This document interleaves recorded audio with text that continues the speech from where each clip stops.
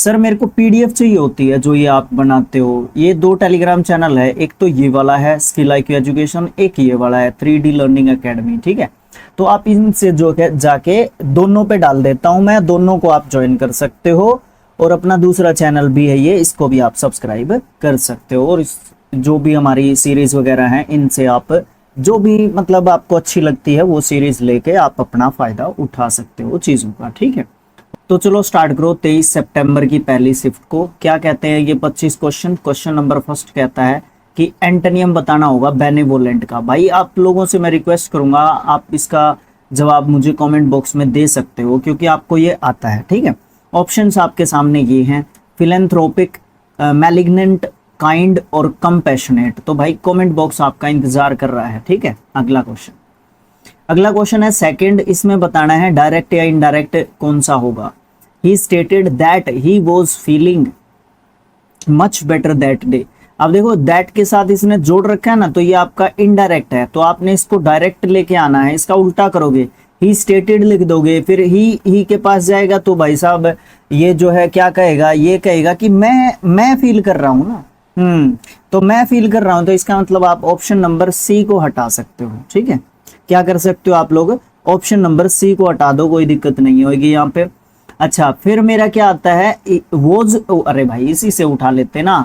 Was plus के verb के first form के साथ आईएनजी आ रहा है, वोज वर्ब प्लस के वर्ब के फर्स्ट फॉर्म के साथ आईएनजी आ रहा है।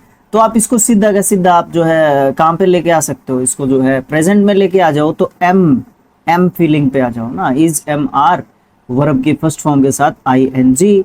तो यहाँ पे देखो आई हैड बीन लिख रखा है, ये गलत हो गया। आई वॉज फीलिंग, ये तो जो है गलत आपका हो ही जाता है। तो इसका ऑप्शन नंबर डी जो है आपका सही जवाब बन जाएगा, direct form. He stated I am feeling much better, और दैट डे को हम किस में चेंज करते हैं, टुडे में चेंज करते हैं। इनसे ऊपर आपको उठना पड़ेगा, ऑप्शंस को आपको उठा के लेके आना पड़ेगा, जरूरी हमारे लिए है। क्वेश्चन नंबर 3 क्या कहता है, उससे पहले पेन लेके आते हैं, पेन जरूरी है। ये आपका वन वर्ड सब्स्टिट्यूशन, ये क्या है, the humorous and mildly sarcastic. Sarcastic आपका होता है व्यंग्यात्मक,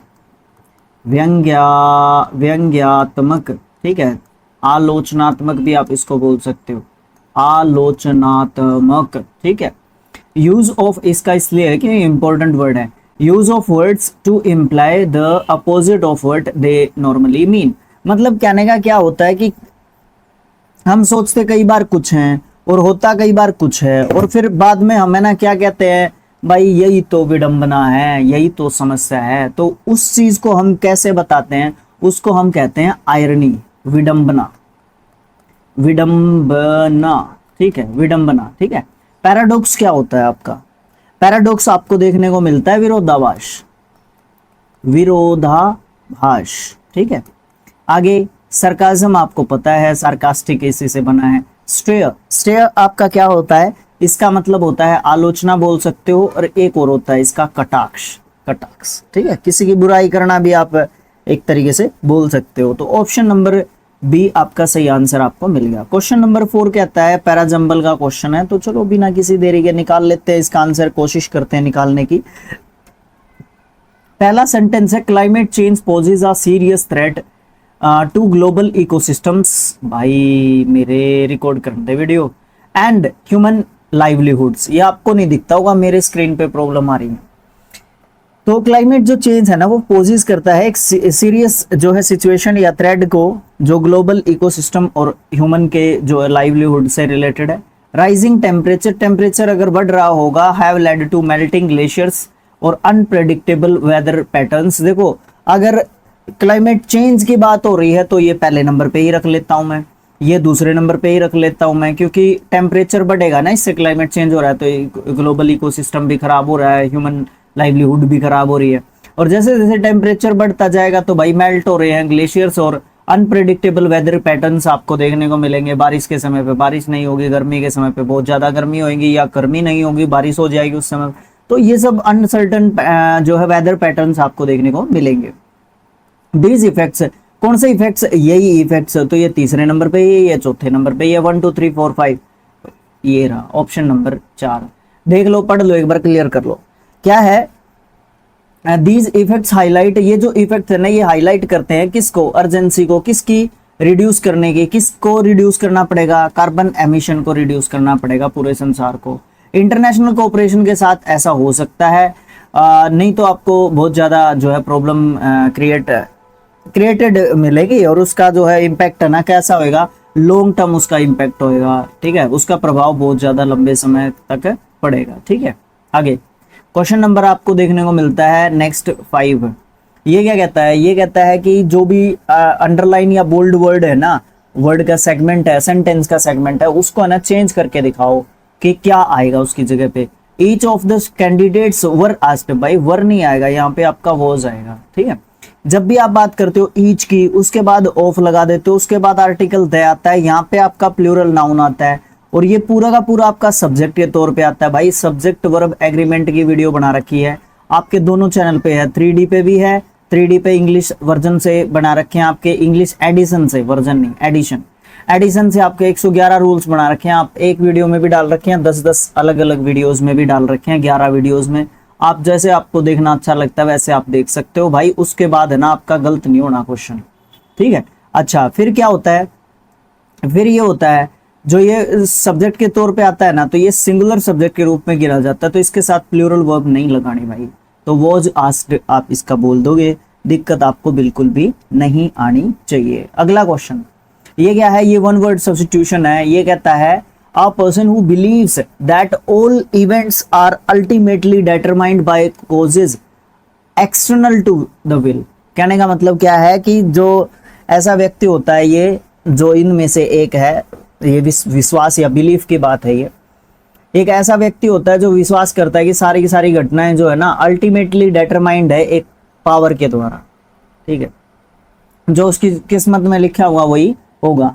निहिलिस्ट होता है शून्यवाद, आइडियलिस्ट होता है आदर्शवाद, फेटलिस्ट होता है भाग्यवाद, जो कि आपका जवाब भी रहेगा। हेडोनिस्ट होता है सुखवाद, सुखवादी या सुखवाद आप इसको बोल सकते हो, सुखवादी बोल सकते हो। तो फिर इसको भाग्यवादी बोल लोगे आप, क्योंकि ये भाग्य में विश्वास करता है, क्योंकि जो भी इवेंट्स होंगे, जो भी चीजें होंगी भाई वो तो होंगी ही। अगला क्वेश्चन आपको फिलअप का देखने को मिलता है, क्वेश्चन नंबर 7। नो सूनर, भाई उसके साथ तो आपका देन आता है फिक्स, जो आपकी कंजंक्शन होती है, ठीक है।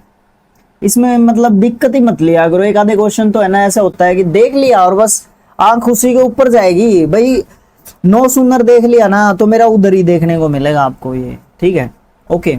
और इसमें एक खास बात भी है, सेंटेंस में मैं उसको हाईलाइट कर देता हूँ, आप बताना मुझे कि क्या हाईलाइट कर दिया मैंने। ये सब्जेक्ट से पहले आपकी हेल्पिंग वर्ब यहाँ पे आपको देखने को मिलती है, और इसका कारण क्या है, इसमें क्या होता है, कमेंट बॉक्स में आपने लिख के ये बात बतानी है मेरे को, ठीक है।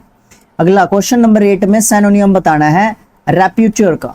रैप्यूचर ये क्या होता है? ये होता है आपका परम सुख, परम सुख या आनंद, परमानंद लिख लेना इसका, परम आनंद, ठीक है।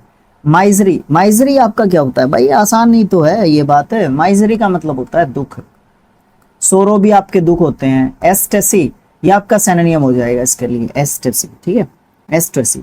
इसका मतलब भी क्या होता है, परमानंद, परमानंद ऐसे लिख लो इसको। कहाँ गया अब मेरा कर्सर है, बीच में आज स्पेंट है आपका फर्स्ट टाइम, लगभग 1.5 साल के बाद ये आपका प्रॉब्लम देगा। तो इसका मतलब आप परमानंद भी बोल सकते हो एस्टेसी का, ठीक है। इनडिफरेंस होता है उदासीन, उदासीन जिसको कोई फर्क नहीं पड़ता दुख या फिर आपके सुख का, ठीक, ओके। तो इसके लिए सोरो और माइजरी आपके हैं ही, ठीक है। अच्छा तो ऑप्शन नंबर बी आपका यहाँ पे सही आंसर हो जाएगा। नेक्स्ट क्वेश्चन ये है क्वेश्चन नंबर 9। ये क्या कहता है, इनकरेक्ट पार्ट बताना है इस सेंटेंस का, इस सेंटेंस का इनकरेक्ट पार्ट बताना है। अच्छा तो यहाँ पे आपका इनकरेक्ट पार्ट क्या हो सकता है, सबसे पहले हमें सेंटेंस को पढ़ना पड़ेगा, फिर हम डिसाइड कर सकते हैं कि क्या इनकरेक्ट पार्ट हो सकता है। He seldom if never agrees he to attend public events without through preparation. देखो एक चीज यहाँ पे है, ये एक ईडियम होता है आपका, और इसी सीरीज में आपके सीजन में ये पहले भी आ चुका है, ठीक है। सेल्डम इफ एवर होता है, ना कि नेवर, ठीक है।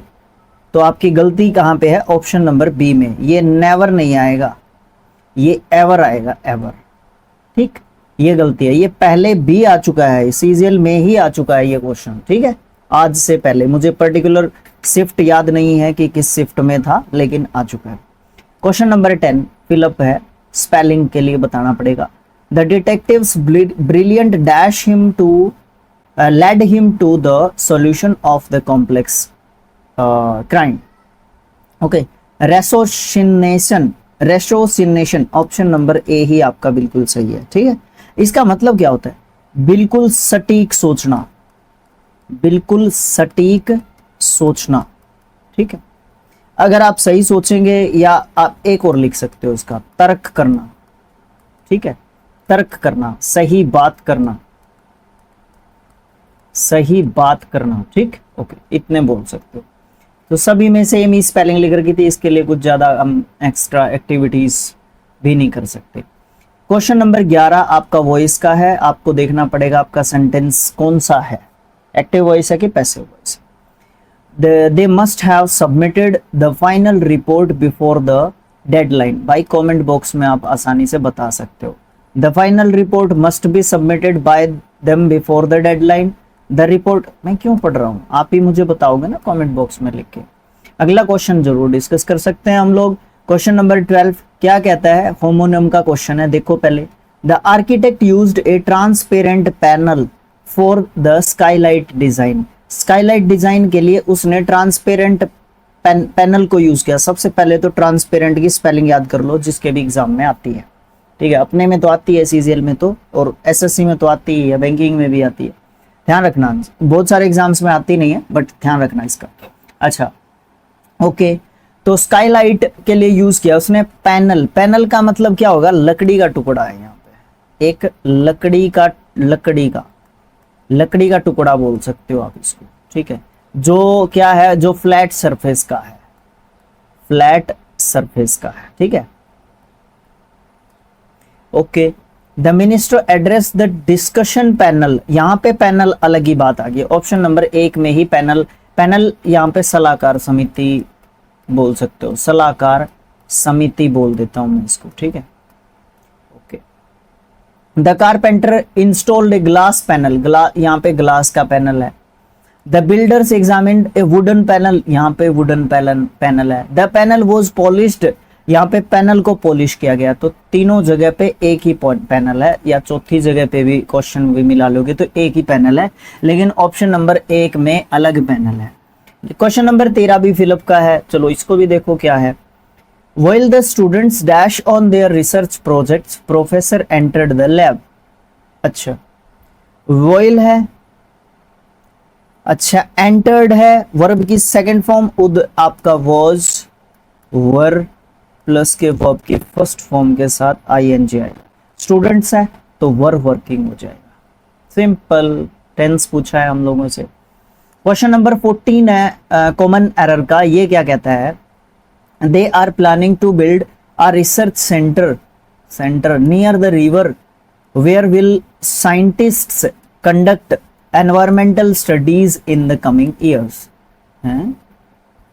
दे आर प्लानिंग ठीक है, to build a research centre near the river. यहाँ पे आ रिसर्च सेंटर भी ठीक है। आर्टिकल की गलती अब तक आई भी नहीं है वैसे भी देखे तो, लेकिन आ रिसर्च सेंटर तो कहेंगे, ठीक है, एक रिसर्च सेंटर की बात हो रही है।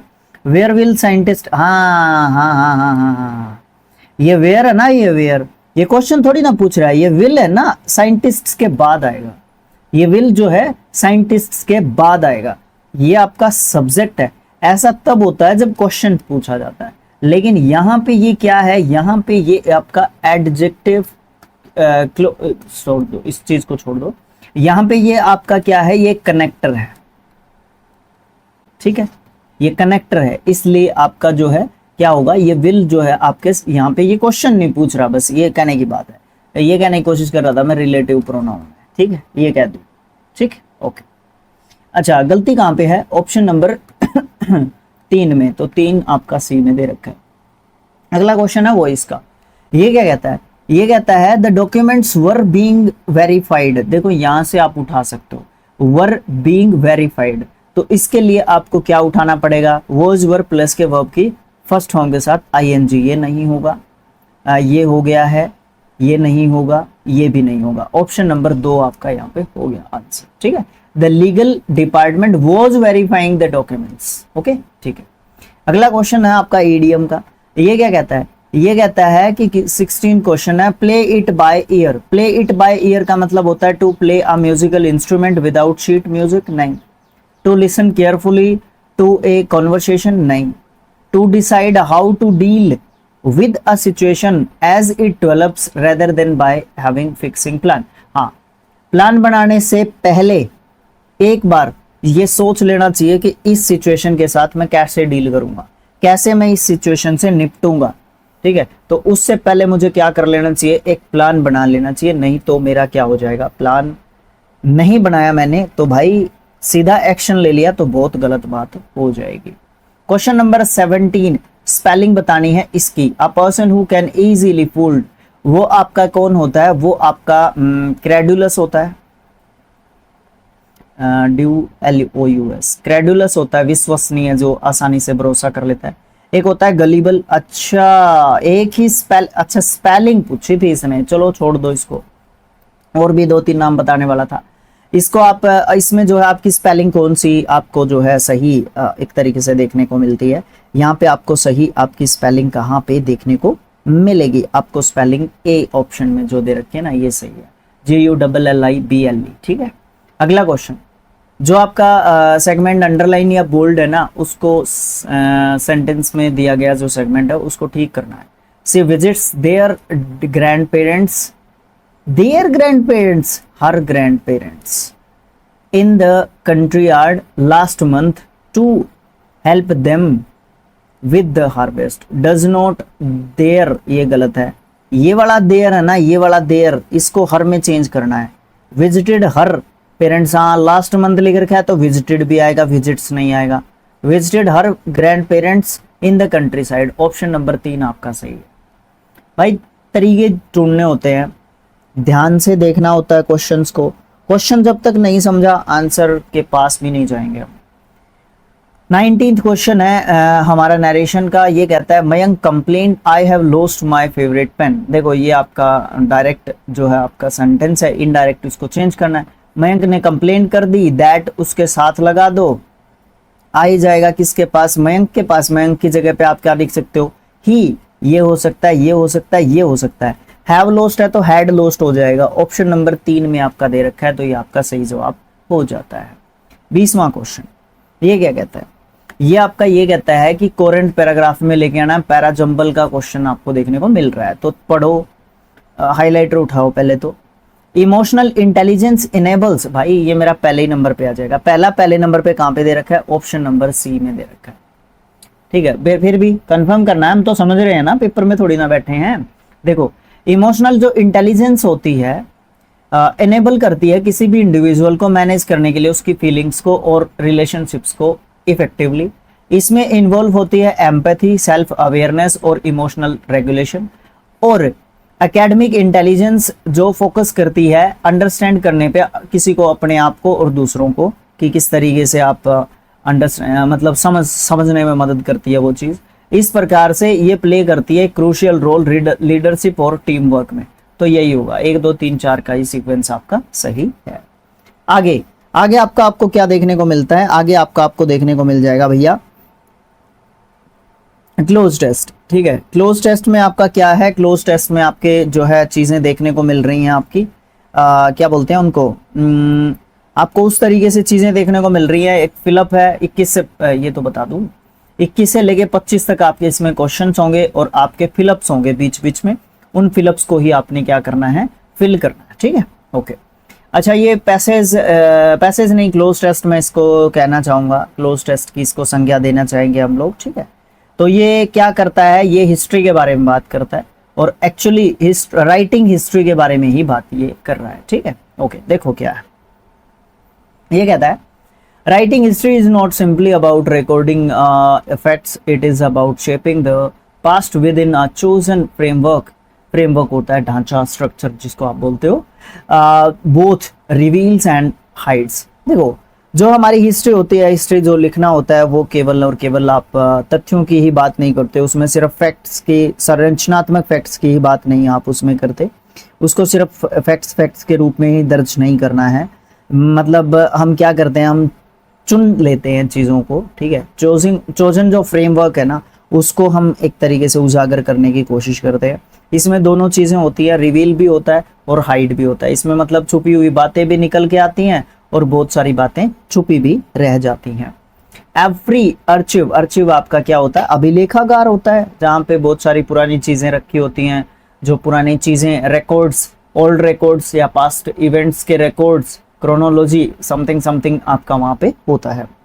Archive, no matter how detailed, is marked by what it leaves out by the silence. Silence का important role है यहाँ पे।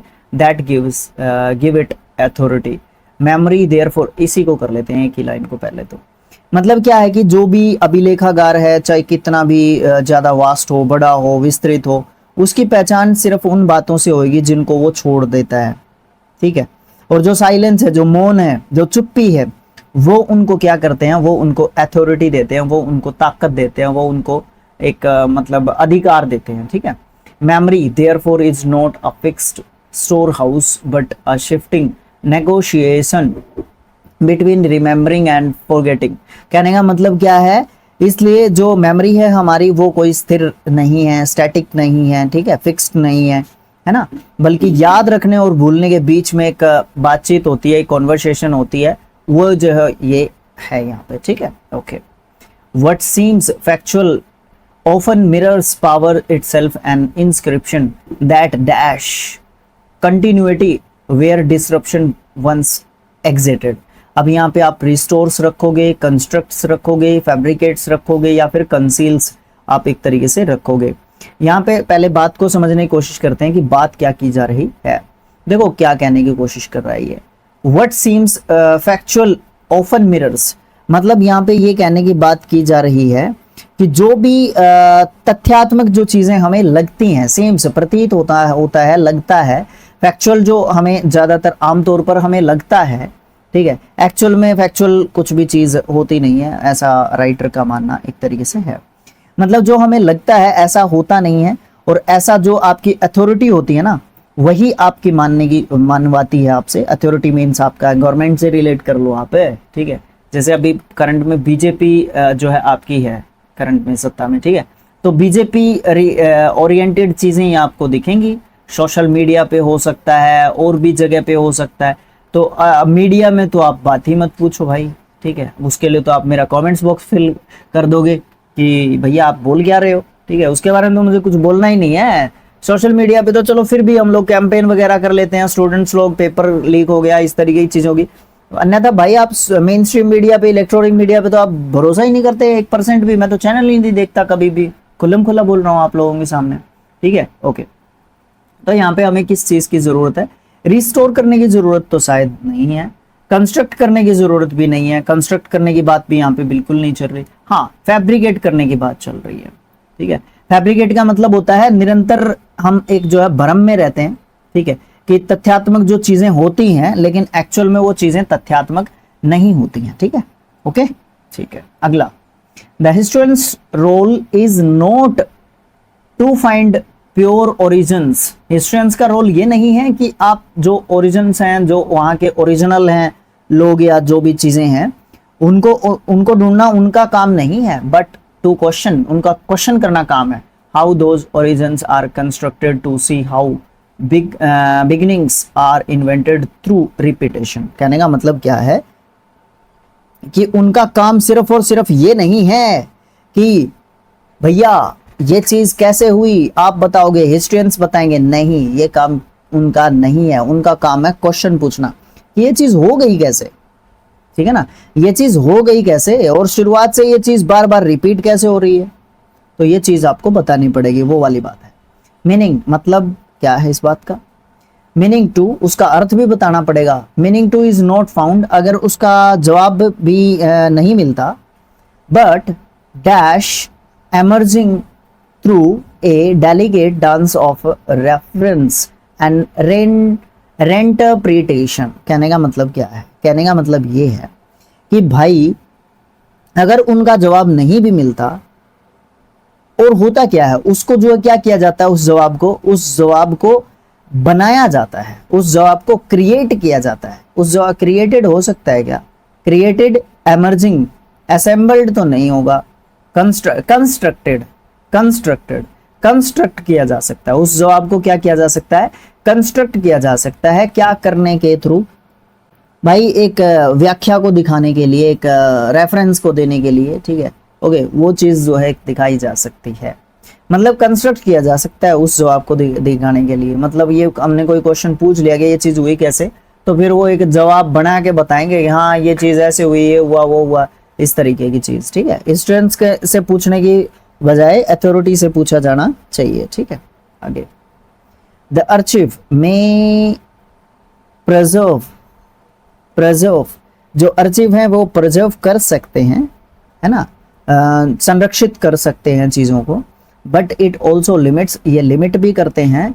इट डिफाइंस, ये डिफाइन करते हैं व्हाट काउंट्स एज ट्रूथ, कि सच्चाई क्या होती है, ठीक है ना, कि सच्चाई क्या होती है या सच्चाई किसको माना जाना चाहिए। यट, फिर भी, truth is neither singular nor permanent, truth जो है कभी भी एक नहीं है और कभी भी स्थायी नहीं है, परमानेंट नहीं है। It is a layered structure, वो एक संरचनात्मक जो है इकाई है, या जो भी आप बोलो इसको। अ पैलिम्पेस्ट ऑफ पार्शियल रिविलेशंस। रिविलेशंस क्या होती हैं? रिविलेशंस होती हैं जो चीज निकल के आई, जो चीज निकल के आई, ठीक है। रिविलेशंस जो चीज निकल के आई, ठीक है। तो मतलब सत्य एक चीज है, सिंगुलर है, और ना ही स्टैटिक है, ना ही आपकी स्थायी है, ना ही आपकी परमानेंट है, बल्कि वो एक रचना है, एक संरचना है, एक परतदार लेयर जो है आपकी संरचना है। और कुछ कुछ जो है आपको देखने को मिलता है, कुछ कुछ आपके रिविलेशंस में आपको देखने को मिल जाता है। ये पार्ट्स हैं रिविलेशंस के। व्हाट वी इनहेरिट, जो भी हमको मिलता है ना, विरासत में। Then is not certainly but dash the traces of what could not be said, the faint shadows of meanings unformed। कहने का मतलब यहाँ पे क्या है? यहाँ पे कहने का मतलब ये है कि भैया हमें जो भी विरासत में मिलता है वो निश्चित रूप से नहीं, बल्कि हमारे पास वो क्या है, वो हमारे पास है एक, क्या उसको बोलते हैं, क्या बोलते हैं उसको, अवशेष। जो हमारे पास जो बची हुई चीज है ना, वो हमें मिल गई। जो इनहेरिटेडली हमें मिलती है वो अवशेष है, ना कि हमारा क्या बोलते हैं उसको, ना कि, अच्छा इसमें बताया नहीं, ना कि ये चीज। तो इनहेरिटेडली जो हमें मिलता है वो हमारे लिए क्या है? वो हमारे लिए बची हुई चीजें हैं, अवशेष हमारे लिए एक तरीके से वो है, ठीक है। अच्छा, और क्या बताया इसने? The traces of what dash traces, residue, recollection, record या फिर नैरेटिव। इसमें आप क्या कहोगे? इसमें हमें बोलना पड़ेगा यहाँ पे ऑप्शन नंबर 1, रेजिड्यू। यहाँ पे इसका मतलब क्या होता है? इसका मतलब होता है जो हमें निशान मिलते हैं, मेमोरी में जो रखने के लिए चीज़ें मिलती है, या फिर आप लोग बोल सकते हो कि निशान बोल लो इसको, चिन्ह, साइंस, ठीक है, निशान। तो यहाँ पे आप रेजिड्यू एक तरीके से लिख दोगे, रेजिड्यू ऑफ ट्रेसेस, ट्रेसेस के निशान जो हमें मिलते हैं, of what could not be sad, और ये भी नहीं कहा जा सकता, द फेंट शेडोज ऑफ मीनिंग अनफॉर्म्ड। मतलब जो फेम्ड शेडोज हैं, जो मिट जाने वाली जो छायाएं हैं, जो हल्की छायाएं हैं, शेडोज हैं, वो जो आकार भी नहीं ले सकती है। मतलब ये वो ट्रेसेस हैं, लास्ट में ये भी नहीं कह सकते कि ये ट्रेसेस आकार ले सकती हैं, शेप ले सकती हैं, और ये भी नहीं कह सकते कि ये शेप नहीं लेंगी। तो दोनों ही बातें यहाँ पे हैं। तो रेजिड्यू हम इसके लिए ठीक है अगर लिख देंगे तो। अगला, बाय रिकॉग्नाइजिंग दीज साइलेंसेस, जो ये मौन होते हैं, अगर हम इन मौनों को पहचान लेते हैं, साइलेंसेस को अगर हम रिकॉग्नाइज कर लेते हैं, ठीक है, तो क्या होता है? We begin to imagine another kind of history. तो हम क्या कर सकते हैं? अलग प्रकार की हिस्ट्री को जो है इमेजिन कर सकते हैं, शुरुआत कर सकते हैं उसकी। One that values in completion and listens as much to silence as to speech. कहने का मतलब क्या है? अगर एक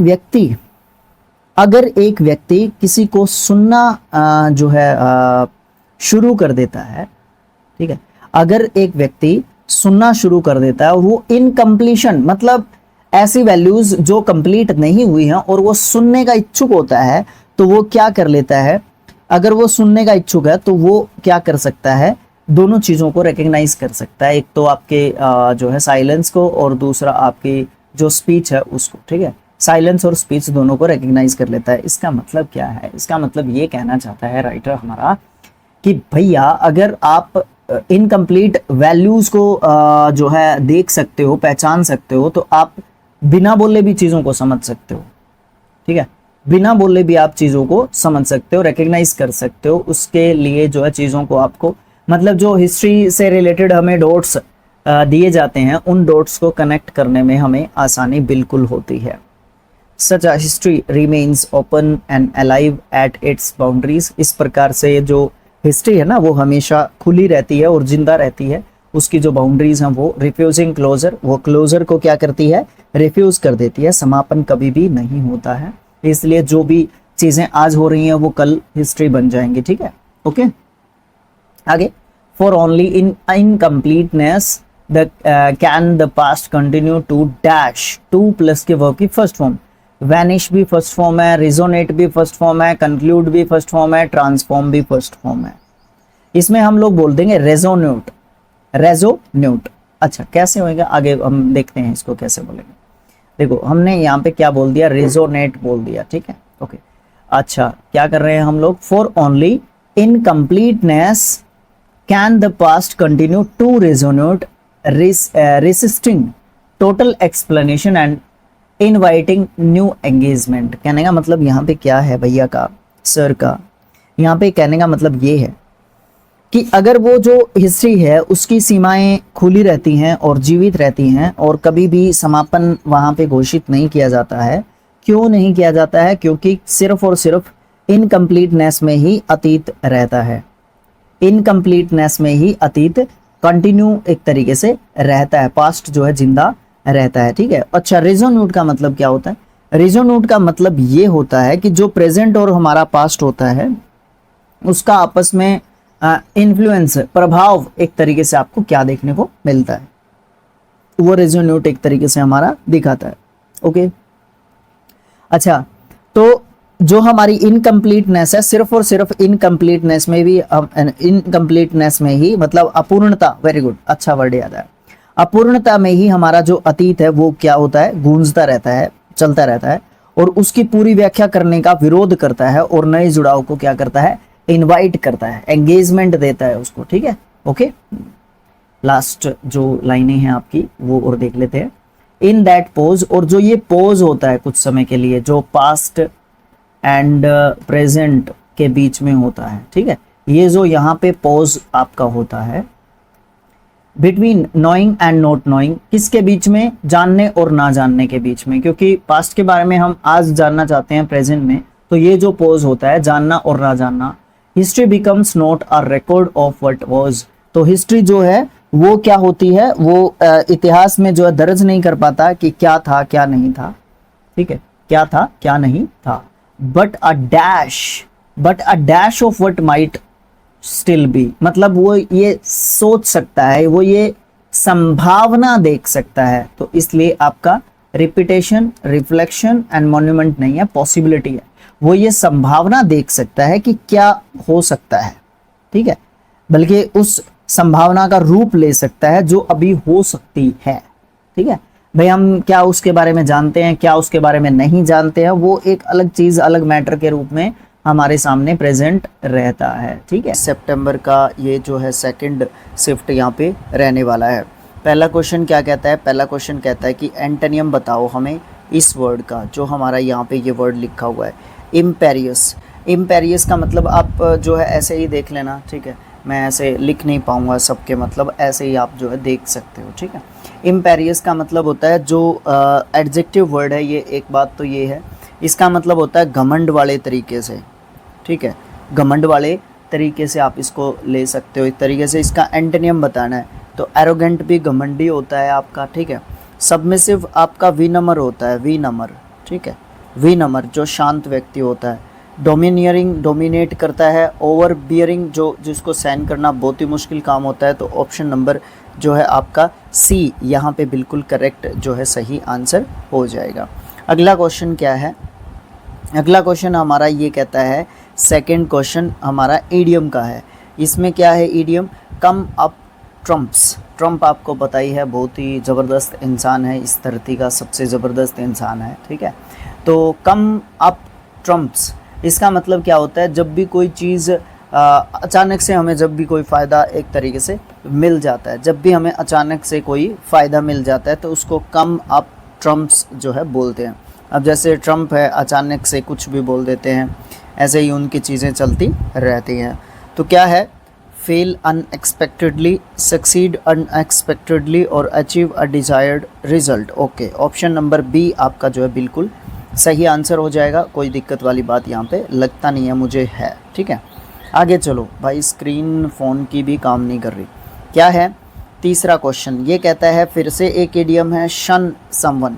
शन समवन का मतलब क्या होता है? शन समवन का मतलब होता है जानबूझ के किसी से बचना, या फिर आप ये बोल सकते हो किसी की अवहेलना करना, आप एक तरीके से इसको बोल सकते हो। किसी को इग्नोर करना आप जो है बोल सकते हो, और वो भी जानबूझ के। ऑप्शन नंबर एक, अवॉइड और ignore someone deliberately. Option number एक ही आपका सही आंसर हो जाएगा। चौथा क्वेश्चन देखो क्या है। ये क्वेश्चन है, करेक्ट स्पेलिंग बतानी है जिसका मीनिंग हो the study of knowledge, sorry study of knowledge, हाँ ठीक है, मैंने सोचा और है। Study of knowledge, it's nature and validity. मतलब जिस चीज़ के बारे में हमें ज्ञान हो, उसके नेचर के बारे में ज्ञान हो, उसकी वैलिडिटी के बारे में ज्ञान हो, सब जगह एक ही स्पेलिंग लिख रखी है। सीधा मैं आपको सही आंसर बता देता हूँ। ऑप्शन नंबर बी में आपका जो लिखा हुआ है ना, एपिस्टेमोलॉजिकल, एपिस्टेमोलॉजिकल, ये स्पेलिंग के हिसाब से तो इम्पोर्टेंट, अच्छा स्पेलिंग ही पूछी हुई थी तो मैंने सोचा वन वर्ड पूछा हुआ है यहाँ पे। आप इसको वन वर्ड में भी देख सकते हो, वन वर्ड सब्स्टिट्यूशन में के लिए भी ये इम्पोर्टेंट हमारे लिए हो सकता है, कोई दिक्कत यहाँ पे नहीं है। तो ऑप्शन नंबर बी आपका बिल्कुल सही आंसर है यहाँ पे। अगला क्वेश्चन, पांचवा क्वेश्चन, अगेन आपका स्पेलिंग के लिए क्वेश्चन है पांचवा। The quality of being brief and clear in expression. ऐसी क्वालिटी जो क्या करती है? ब्रीफ करती है और क्लियर करती है एक्सप्रेशन में, जो बताती है हमें कि यही चीज़ जो है बिल्कुल ठीक एक तरीके से है, या जो है यही चीज़ एक तरीके से क्लियर है एक्सप्रेशन में क्लियर है, ठीक है। ओके ठीक है। तो कंसाइजनेस, अच्छा सब में सेम ही स्पेलिंग लिखा हुआ है, तो इसका भी आपको सही आंसर जो है बताना ही पड़ेगा, क्योंकि आपका ये स्पेलिंग गलत है, ये स्पेलिंग भी आपका यहाँ पे गलत हो जाता है, और ये वाला भी स्पेलिंग गलत है। ऑप्शन नंबर एक यहाँ पे इसकी स्पेलिंग सही है, कंसाइजनेस। कंसाइज करना मतलब संक्षिप्त करना किसी चीज़ को, ठीक है, ये बोल सकते हो। क्वेश्चन नंबर 6 कहता है वन वर्ड बताओ। ये आया वन वर्ड, तो स्पेलिंग्स को भी ऐसे पूछ रही है एडिक्वेटी की, जैसे ये वन वर्ड के रूप में हुआ है ना, इस तरीके का है। A person who deliberately sets fire to property. देखो अगर आता है जो सेट करता है फायर को, जो किसी भी प्रॉपर्टी को फायर सेट कर देता है ना व्यक्ति, डेलिबरेटली ऐसे ही जानबूझ के कर देता है, तो उसको अर्सोनिस्ट बोलते हैं। क्या बोलते हैं उसको? अर्सोनिस्ट हम जो है उस व्यक्ति को बोलते हैं जो आग लगा देता है, मतलब प्रॉपर्टी को, ठीक है। अच्छा, पायरोमैनिक क्या होता है? ये लिख नहीं सकता मैं यहाँ पे, ये मजबूरी है, बहुत दिनों के बाद ऐसे स्क्रीन रिकॉर्ड वीडियो बना रहा हूँ मोबाइल से। तो क्या है पायरोमैनिक जो है, क्या होता है? मैनिक मतलब उन्मादी व्यक्ति होता है, ठीक है, जिसको आग लगाने का ज़्यादा उन्माद उठता है एक तरीके से, जो दहन करना चाहता है, जो आग लगाना चाहता है। वैंडल, वैंडल जो है कौन होता है? जो तोड़ फोड़ कर देता है, ठीक है। और सैबोटर, सैबोटर जो है वही व्यक्ति होता है जो तोड़ फोड़ में ज़्यादा विश्वास रखता है। तो यहाँ पे हमारा सही आंसर आपको क्या देखने को मिल गया? सही आंसर आपको अर्सोनिस्ट आपको जो है देखने को मिल गया, ठीक है। आगे क्वेश्चन नंबर 7, ये क्या कहता है? ये कहता है कि भाई पैराग्राफ के रूप में आप जंबल्ड ऑर्डर में लिखे हुए हैं अपने, उसको पैराग्राफ में लेके आना है कोरेंट में, ठीक है। देखो ऑप्शंस पे आगे चारों और अपने ये भी आगे, ठीक है। ओके चलो देखो पहला क्वेश्चन या सेंटेंस क्या कहता है? This act of self preservation helps them survive the cold months when food is scarce. जब ये एक्ट मतलब ये पहले नंबर पे नहीं हो सकता, जहाँ पे भी एक पहले नंबर का दे रखा हो वो हटा सकते हो, कोई नहीं दे रखा। ड्यूरिंग हाइबरनेशन, हाइबरनेशन के दौरान एन एनिमल्स हार्ट रेट, जो हार्ट रेट होती है एनिमल की, ब्रीदिंग होती है या मेटाबॉलिज्म होता है वो स्लो होता है सिग्निफिकेंटली, ठीक है। दूसरे को आप पहले नंबर पे ले सकते हो, मेरे ख्याल से नहीं ले सकते क्योंकि ड्यूरिंग हाइबरनेशन वैसे तो इंट्रोडक्शन दे रहा है, ले भी सकते हैं, चलो इसको पेंडिंग में रखते हैं। एक ये दे रहा है इसमें, वैसे 2 3 के दे रखे हैं तो 3 में से एक उठना चाहिए। Many animals such as bears and ground dogs hibernate during the winter. तीसरा मेरा पहले नंबर पे हो सकता है और मेरा दूसरा भी पहले नंबर पे हो सकता है। चौथा मेरा पहले नंबर पे बिल्कुल भी नहीं जाएगा। तो मेरे 2 ऑप्शंस जो है यहाँ पे नहीं, एक ऑप्शन मेरा हट जाता है, उसके बाद मुझे बाकी के ऑप्शंस पे काम करना होगा। अच्छा तो चलो देखो अब हम लेके आते हैं बात किससे, ऑप्शन नंबर 3 से उठाते हैं। और ऑप्शन नंबर 3 का एक तो ये वाला है सी और एक ये वाला है, ठीक है। ऑप्शन नंबर 3 को मेरा पहला मान लेता हूँ। बहुत सारे एनिमल्स है जैसे कि बियर्स है या ग्राउंड डॉग्स है, वो हाइबरनेट करते हैं विंटर्स के दौरान, ठीक है। ये पहले नंबर पे ही रहेगा, तो आप इस 2 वाले को भी काट सकते हो, ओके। उसके बाद पहले नंबर पे मेरा 3 वाला, उसके बाद मैं क्या करता हूँ तीसरे ऑप्शन के साथ मैं मतलब इसको मैच करके एक तरीके से देख लेता हूँ। अगर ठीक होता है तो ठीक है, नहीं तो चौथा अपना आंसर हो जाएगा। दूसरे ऑप्शन पे जाता हूँ, हाइबरनेट हो जाते हैं, ठीक है। ड्यूरिंग हाइबरनेशन, हाइबरनेशन के दौरान एनिमल जो है उसकी हार्ट रेट, ब्रीदिंग, मेटाबॉलिज्म वो स्लो हो जाती है। कहीं ना कहीं थोड़ा सा जो है मैच एक तरीके से कर रहा है, ठीक है, ये बात भी सही है। अच्छा उसके बाद this act of self preservation, नहीं ये नहीं जुड़ रहा, फिर इसका मतलब क्या है, ऑप्शन नंबर 4 ही मेरा सही है। तीसरा जो पॉइंट है ना, तीसरे नंबर पे पहला जो पॉइंट दे रखा है वो जो है यहाँ पे नहीं जुड़ रहा दूसरे वाले के साथ, ठीक है। तो इसलिए आप तीसरे ऑप्शन के साथ जाओ, अब इसको मैच करो, ठीक है। देखो बहुत मुश्किल आ रही है भाई आज स्क्रीन से, मतलब फ़ोन से वीडियो रिकॉर्ड करने में पेन टैब से करते थे हमेशा, है ना, तो आदत हो जाती है भाई, एक है ना। चलो कोई नहीं, फिर भी करते हैं, फिर भी आपको मतलब काम तो चलना चाहिए भाई, काम रुकेगा तो फिर दिक्कत हो जाएगी। देखो क्या है, पहले नंबर पे मेरा तीसरा है, उसके बाद मैं चौथे नंबर पे जो है, चौथे वाला मेरा दूसरा है। प्रिपेयर करते हैं, ये एनिमल्स स्पेंड करते हैं ऑटोम में, एक्स्ट्रा फूड जो है वो बिल्डअप कर लेते हैं, फैट को रिजर्व करके वहाँ पे रख लेते हैं ऑटोम के दौरान, ठीक है। उसके बाद यहाँ पे तीसरा जो है पॉइंट आता है दूसरे नंबर वाला, जो हाइबरनेशन होती है उस समय पे ये चीज़ें होती हैं। और फिर चौथे पे जाता है आपका पहले वाला, ये जो एक्ट होता है, ये जो सारी की सारी चीज़ होती है वो सेल्फ प्रिजर्वेशन में हेल्प करती है, सर्वाइव करने में मदद करती है कोल्ड मंथ्स के दौरान, जब फूड की क्या हो जाती है, कमी हो जाती है। तो क्वेश्चन थोड़ा सा ठीक था, ऐसी बात नहीं है। अगेन आपका 8th जो है क्वेश्चन भी इसी तरीके का है, चलो इसको भी देखो। फाइनली लिख रखा है पहले ही, तो मेरा पहला ही पहले नंबर पे नहीं हो सकता, ऑप्शंस में भी नहीं दिया हुआ है। The first step is deciding on A destination and setting a budget, बिल्कुल ठीक हो सकता है। फर्स्ट स्टेप जो है डेस्टिनेशन डिसाइड करो, फिर जो है आप बजट भी डिसाइड कर सकते हो, उसके बाद सेट कर सकते हो बजट कितना मैं खर्चा कर सकता हूँ। अच्छा, then next you should book your flights and accommodation well in advance. अगला स्टेप क्या हो सकता है कि आप फ्लाइट बुक कर लो और रहने सहने का बुक कर लो, ठीक है, फिर एडवांस में ही कर लो, नहीं तो फिर दिक्कत हो जाती है कई बार। अच्छा, ये पहले पे हो सकता है, ये दूसरे पे हो सकता है। दूसरा तीसरा कहाँ पे है, दूसरा तीसरा ये रहे, ऑप्शन नंबर 1 ही मेरा सही आंसर यहाँ पे हो सकता है। आगे देखता हूँ, मैं आगे भी देख लेता हूँ, कहीं जुड़े ना, फिर दिक्कत हो सकती है, ठीक है।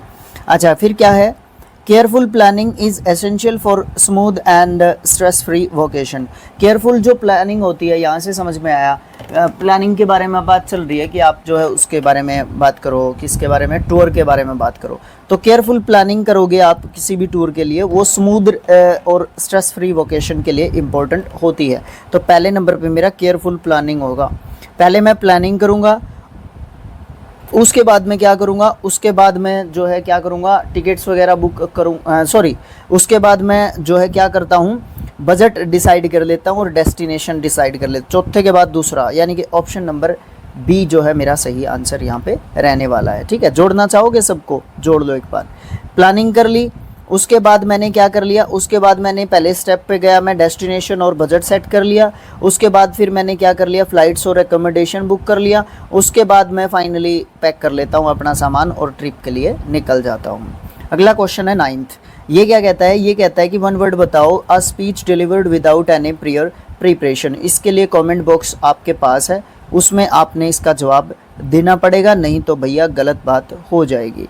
एक्सटेम्पर क्या होता है, डायलॉग क्या होता है, मोनोलॉग क्या होता है, सॉलिलोक्वाई क्या होता है। एक बता देता हूँ, ये होता है हम आत्म संवाद बोलते हैं इसको, आत्म संवाद। हम अपने आप से जब बात करते हैं तो उसको आप आत्म संवाद बोलते हो, ठीक है। ओके, ये क्वेश्चन का आंसर आपको 9th का कमेंट बॉक्स में देना है। अगला क्वेश्चन ये है कॉमन एरर से रिलेटेड, तो चलो आगे ही चल पड़ते हैं, इस यहाँ पे देख लेते हैं इस क्वेश्चन को, ठीक है। A large number of equipments, sorry equipments वाले ही पार्ट में आपकी गलती है, बिकॉज इक्विपमेंट जो है आपका क्या होता है, एक ऐसा नाउन है जो अनकाउंटेबल नाउन है, ठीक है। ओके, इसका काउंट मतलब इसको नहीं कर सकते, सिंगुलर अनकाउंटेबल एक तरीके से ये जो है नाउन होता है, ठीक है। इसको गिनने वगैरह में नहीं रखते, तो इक्विपमेंट जो है इक्विपमेंट होता है, इक्विपमेंट्स इसका नहीं बनता है। तो ऑप्शन 1 में आपकी गलती है, 1 जो है आपका ए में दे रखा है, ठीक है। अगला क्वेश्चन क्या कहता है, ये कहता है कि 11वां क्वेश्चन है, पैसिव वॉइस या एक्टिव वॉइस में से एक है। बोल्ड जो अपना स्टेटमेंट है वो क्या कहता है, वो कहता है कि the board review your application after the interview process. तो ये आपका जो है एक्टिव वॉइस में ये सेंटेंस आपका दे रखा है, तो आपको इसका पैसिव वॉइस मुझे कमेंट बॉक्स में लिख के बताना है। आसान क्वेश्चन है, कोई दिक्कत नहीं है, ठीक है। ओके, ये भाई क्या हो गया, ये अच्छा कैमरा ऑन कर दिया इसने, कैमरा नहीं ऑन करना था हम लोगों को, ठीक है। ओके, तो क्या है ये, इसका आंसर आपने कमेंट बॉक्स में हमें बताना होगा, ठीक है। ओके, आगे चलते हैं। 12वां क्वेश्चन, ये आपका होमोनियम का क्वेश्चन आ जाता है। 12वां ये क्या कहता है, everyone has the right to a fair trial. यहाँ पे राइट का मतलब क्या है, अधिकार, ठीक है। ओके, अधिकार है इसका मतलब। Make a right turn at the end of the street, option number 1 ही आपका सही हो जाएगा। यहाँ पे राइट का मतलब हो जाएगा सीधा, सॉरी दायां, क्या हो जाएगा इसका मतलब दायां, ठीक है।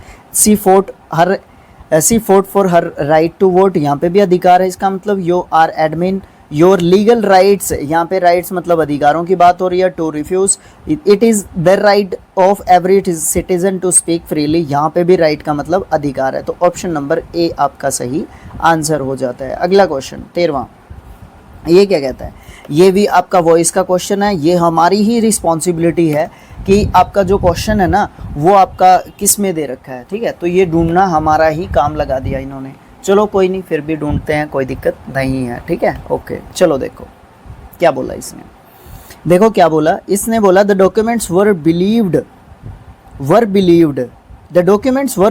To have been misplaced by the clerical staff, ठीक है।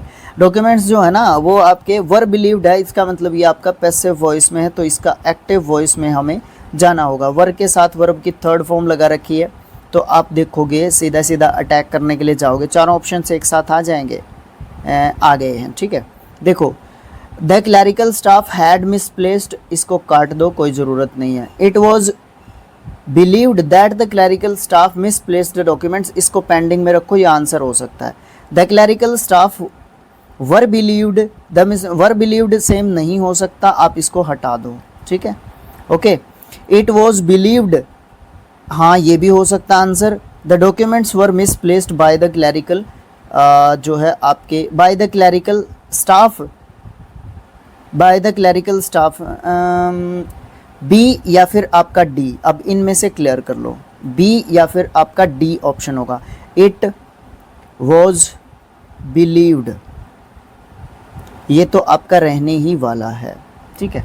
थोड़ा सा डिफिकल्ट लेवल के जो है आपके क्वेश्चंस पे जाता है ये।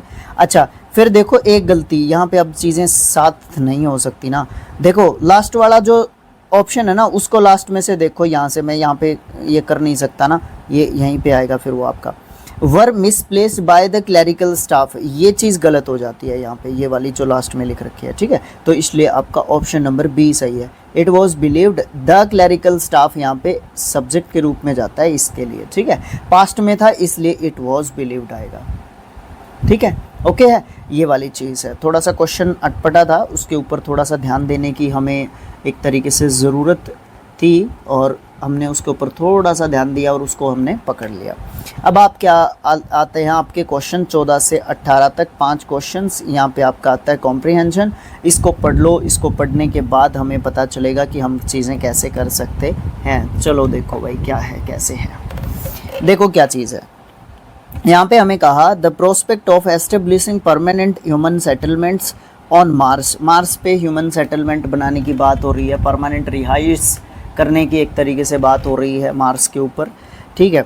Once relegated to the pages of science fiction is increasingly viewed as a tangible objective. Tangible जिसको प्राप्त किया जा सकता है, ठीक है। टेंजिबल ऑब्जेक्टिव, ऑब्जेक्ट्स नहीं objective, driven by rapid technological advance and commercial ambitions. देखो पहली बात में इसने बताया कि हम जो है ना आज के समय, पहले बात करते थे ना, कुछ सालों पहले बात करते थे जब कि मंगल ग्रह पे हम लोग रहने वाले हैं, ठीक है। इस तरीके की जब बातें करते थे तो एक चीज़ होती थी, एक तरीके से आप ये बोल सकते हो कि मजाक एक तरीके से बनता था, ठीक है। ये वाली चीज़ें आपको देखने को अक्सर मिलती थी। लेकिन आज के समय पे जो टेक्नोलॉजिकल जो चीज़ें हैं, एआई का ज़माना है, टेक्निकल जो प्रगति है वो लगातार एक तरीके से चल रही है, तकनीकी लगातार आगे बढ़ रही है, ठीक है। तो उससे है ना ये जो लक्ष्य है वहाँ पे परमानेंट एस्टेब्लिशमेंट करने का, ह्यूमन सेटलमेंट का, तो वो एक पॉसिबल जो है लक्ष्य एक तरीके से दिखने की तरफ है। Mars the fourth planet from the sun. Mars जो है चौथा प्लैनेट है सन की तरफ से। रिप्रेजेंट्स, ये आपका नाउन इन अपोजिशन होता है जो ये 2 कॉमे के बीच में रखा होता है। हर बार जब भी इसका जिक्र आता है तो हम जो है ज़रूर डिस्कशन इसके बारे में करते हैं ताकि सबको मतलब फ़ायदा मिले, ग्रामर जो है एक तरीके से फ़ायदेमंद रहे हम लोगों के लिए, ठीक है। अच्छा, Mars the fourth planet from sun represents both an unprecedented opportunity for scientific discovery and a formidable challenge for human survival। देखो यहाँ पे इन्होंने बताया कि जो मार्स है ना वो चौथा ग्रह है सन की तरफ से, और ये बहुत ही महत्वपूर्ण वैज्ञानिक खोज का अवसर हमें दे रहा है, और दूसरी ओर ये बता रहा है ह्यूमंस को उसका जो अस्तित्व है, उसका जो एग्जिस्टेंस है, उसका जो सर्वाइवल है, उसके लिए ये थोड़ी सी हमें ये भी बता रहा है दूसरी तरफ कि आपके लिए एक चैलेंज मैं जो है फेंकता हूँ। फॉर्मिडेबल चैलेंज, कठिन जो है चुनौती, फॉर्मिडेबल कठिन, महत्वपूर्ण, important, challengeable.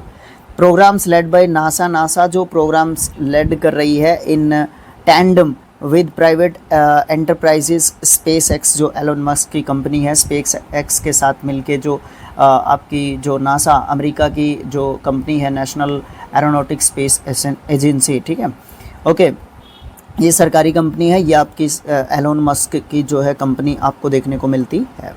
M to send humans to the red planet within the next few decades with the goal of creating sustainable habitats. देखो कहने का मतलब क्या है, कहने का मतलब ये है कि एलोन मस्क ने भी बोल रखा है ये चीज़, और रेड प्लैनेट आपके मार्स को ही बोलते हैं ना, रेड प्लैनेट, ठीक है। तो रेड प्लैनेट पे भेजने की कोशिश कर रहे हैं कुछ जो है डिकेड्स के अंदर ही, किसको, ह्यूमंस को, ठीक है, ह्यूमंस को कुछ जो है भेज रहे हैं, और वहाँ पे जाके वो जो है इन चीज़ों की तरफ ध्यान देंगे कि यहाँ पे कैसे जो है टिकाऊ आवास एक तरीके से बनाए जा सकते हैं, सस्टेनेबल जो हैबिटेट्स जो है कैसे बनाए जा सकते हैं। Central to these missions are technologies such as advanced life support systems, radiation shelling production, autonomous in situ। in situ जो है ये एक लैटिन वर्ड है, ठीक है, टेक्नोलॉजी या इन सब चीज़ों से एक तरीके से आप इसको रिलेट कर सकते हो। And energy resource utilisation and which includes converting surface ice water into potable water, breathable oxygen and fuel for return journeys. देखो वहाँ पे हमने भेज दिए ऊपर, ठीक है ना, इन जो ये जो सारे के सारे मिशन स्पेस एक्स और नासा जो है मिलके करना चाहते हैं अगले कुछ डिकेड्स के अंदर, अगले कुछ दशकों के अंदर। तो उसमें क्या करना चाहते हैं ये लोग करना चाहते हैं कि भाई वहाँ पे ह्यूमन सेटलमेंट्स कैसे हो सकती है, और जो भी प्रॉब्लम्स वहाँ पे देखने को मिल सकती हैं, जैसे प्रॉब्लम्स में आप एक तरीके से गिन सकते हो जो है लाइफ सपोर्टिंग सिस्टम्स नहीं है, रेडिएशन शील्डिंग प्रोडक्शन हो सकते हैं, ऑटोनॉमस इन सेटू, या फिर एनर्जी रिसोर्स यूटिलाइजेशन कैसे कर सकते हैं, ठीक है। उनको हमें चेंज करना पड़ेगा, सरफेस वाटर को जो है आइस जो जो वहाँ पे पानी की जो है या नीचे वाला पानी भी जो है और वहाँ का पानी भी जो है बर्फ़ है जो है, ठीक है ना, उसको हम क्या कर सकते हैं, उसको हम कैसे पोर्टेबल वाटर में जो है चेंज कर सकते हैं, ब्रीदेबल ऑक्सीजन वहाँ पे कैसे लेके आ सकते हैं, और भी कुछ फ्यूल्स जो आते समय हमें ज़रूरत पड़ेगी तो उनको यूजेबल कैसे बना सकते हैं, मतलब अपने अकॉर्डिंग चीज़ें वहाँ पे कैसे कर सकते हैं। That is the biggest question right now, ठीक है। आगे क्या है, यट द मार्शियन एनवायरनमेंट, जो मार्स है उसका जो एनवायरनमेंट है, remains harsh and inhospitable. Hospitable क्या होता है, सत्कार करने वाला, और इनहॉस्पिटेबल, इन उसके आगे प्रीफिक्स लग गया उसका उल्टा, मतलब वो हमारा इतना आदर सम्मान सत्कार नहीं करता है, मतलब वो हमारे लिए कठोर है, वहाँ पे जो परिस्थितियाँ हैं वो हमारे लिए क्या है, विपरीत है, हमारे लिए फ़ायदेमंद बिल्कुल भी नहीं है। Extreme temperature fluctuations, low atmospheric pressure, high radiation levels and the psychological strain of isolation pose significant obstacles। ये सारे के सारे हमारे सामने क्या है, बाधाएं हैं जो भी हमारे सामने हैं। ज़्यादा टेम्परेचर की बात है, लो एटमॉस्फेरिक प्रेशर की बात है, हाई रेडिएशन लेवल्स की बात है, साइकोलॉजिकल स्ट्रेन हो सकती है कि हम अकेले एक तरीके से पड़ गए हैं, वो साइकोलॉजी भी तो बोलती है अकेला पड़ गया मैं एकदम, है ना, वो वाली चीज़ है ना। तो ये सारी की सारी क्या है, बाधाएं एक तरीके से आप इनको बोल सकते हो जो हम करना चाहते हैं उनके बीच में, ठीक है। इन एडिशन के साथ टू लगता है, इन एडिशन टू साथ में अगर जोड़ दें, the legal framework governing extra terrestrial property remains ambiguous. Ambiguous आपका अस्पष्ट, अनक्लियर, इस तरीके से आप जो है बोल सकते हो, है ना। अच्छा, the legal framework governing extra terrestrial property remains ambiguous, raising questions about private and commercial rights as corporations increasingly invest in martial ventures। कहने का मतलब क्या है, कहने का मतलब यहाँ पे ये है कि इसके अलावा हम ये बोल सकते हैं कि जो भी दूसरे ग्रह है उनकी जो संपत्ति है उनको कंट्रोल करने के लिए हमारे पास कानूनी जो सिस्टम है वो भी एम्बिगुअस है, अनक्लियर है, अस्पष्ट है, जिसको आप बोल सकते हो, जिससे तेज़ी से हम निजी और व्यावसायिक जो अधिकार हैं उसके क्वेश्चन उठ जाते हैं, ठीक है। भाई आपको किसने बोला ये सब चीज़ें करने के लिए, उसके ऊपर तो पूरे वर्ल्ड का अधिकार है। अगर कुछ भी वहाँ पे ऐसी गतिविधि होती है जिससे पूरा विश्व खतरे में आ जाता है तो भाई पूरा ब्रह्मांड खतरे में आ जाता है, या बाकी सब प्लैनेट्स को इंक्लूडिंग अर्थ जो है, आपके सबको जो है आप इन शॉर्ट आप सबको जो है अपने जो है एम्बिशन को शांत करने के लिए, अपनी इच्छाओं को शांत करने के लिए, तृप्त करने के लिए आप जो है सभी जीवों के जीवन को खतरे में बिल्कुल भी नहीं डाल सकते और ना ही डालना चाहिए। तो इस तरीके की जो चीज़ें हैं वो आपको यहाँ पे देखने को मिलती हैं। आप यहाँ पे प्राइवेट या फिर कमर्शियल जो राइट्स हैं वो भी एक तरीके से कन्फ्लिक्ट में आ सकते हैं।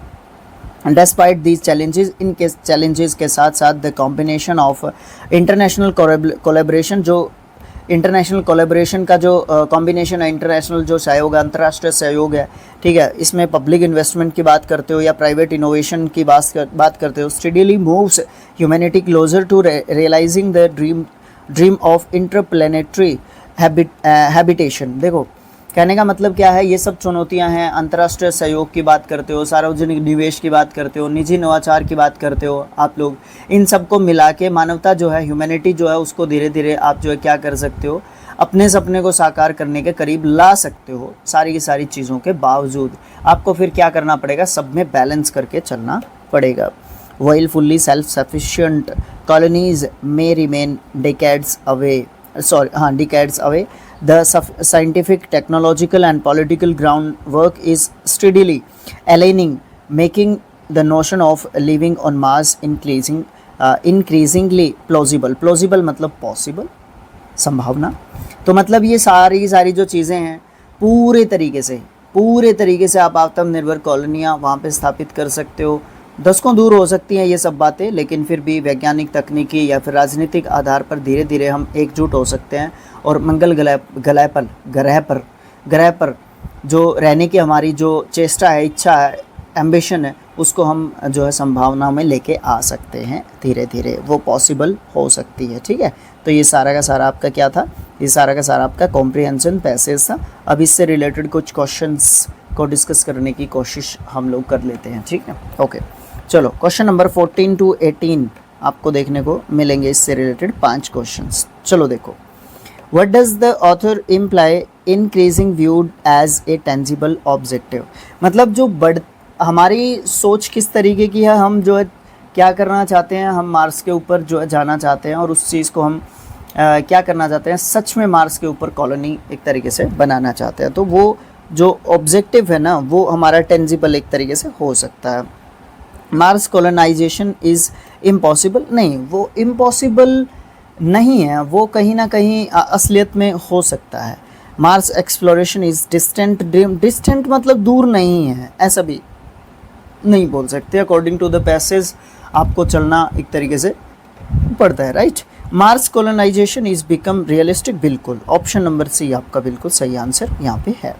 अगला क्वेश्चन 15th है, what is the main utility of surface water ice on Mars as per the paragraph. Paragraph में जो मार्स के ऊपर आइस है ना उसके बारे में क्या कहा गया है, कूलिंग हैबिटेट्स है, सपोर्टिंग प्लांट ग्रोथ हो सकती है, कन्वर्ट कर सकते हैं ऑक्सीजन फ्यूल में उसको हम लोग, बिल्कुल ऑप्शन नंबर बी आपका यहाँ पे बिल्कुल सही हो जाएगा।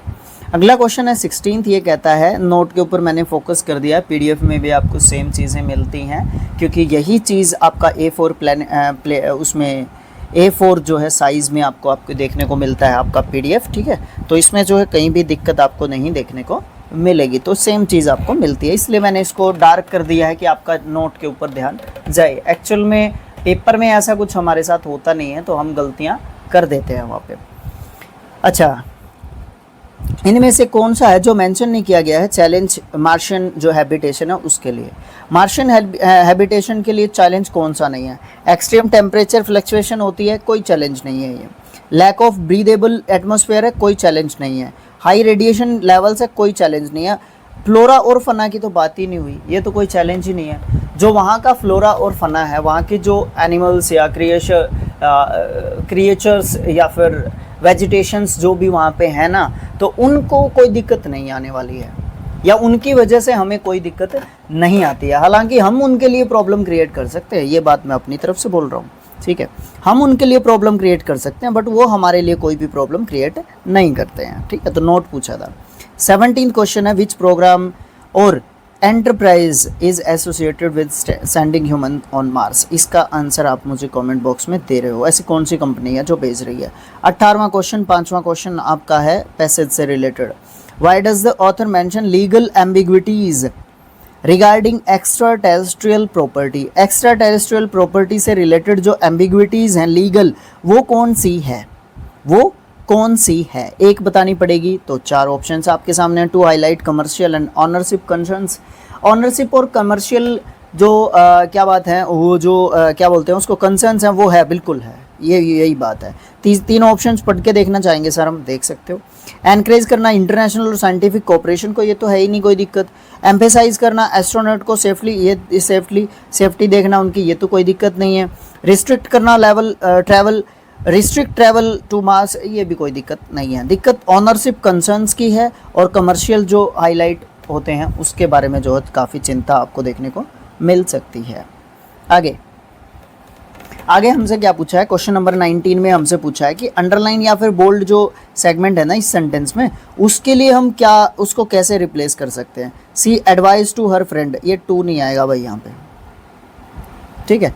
ये वाला advice to her friend taking, ये भी हटा सकते हो आप, इन तीनों में से एक आंसर होगा।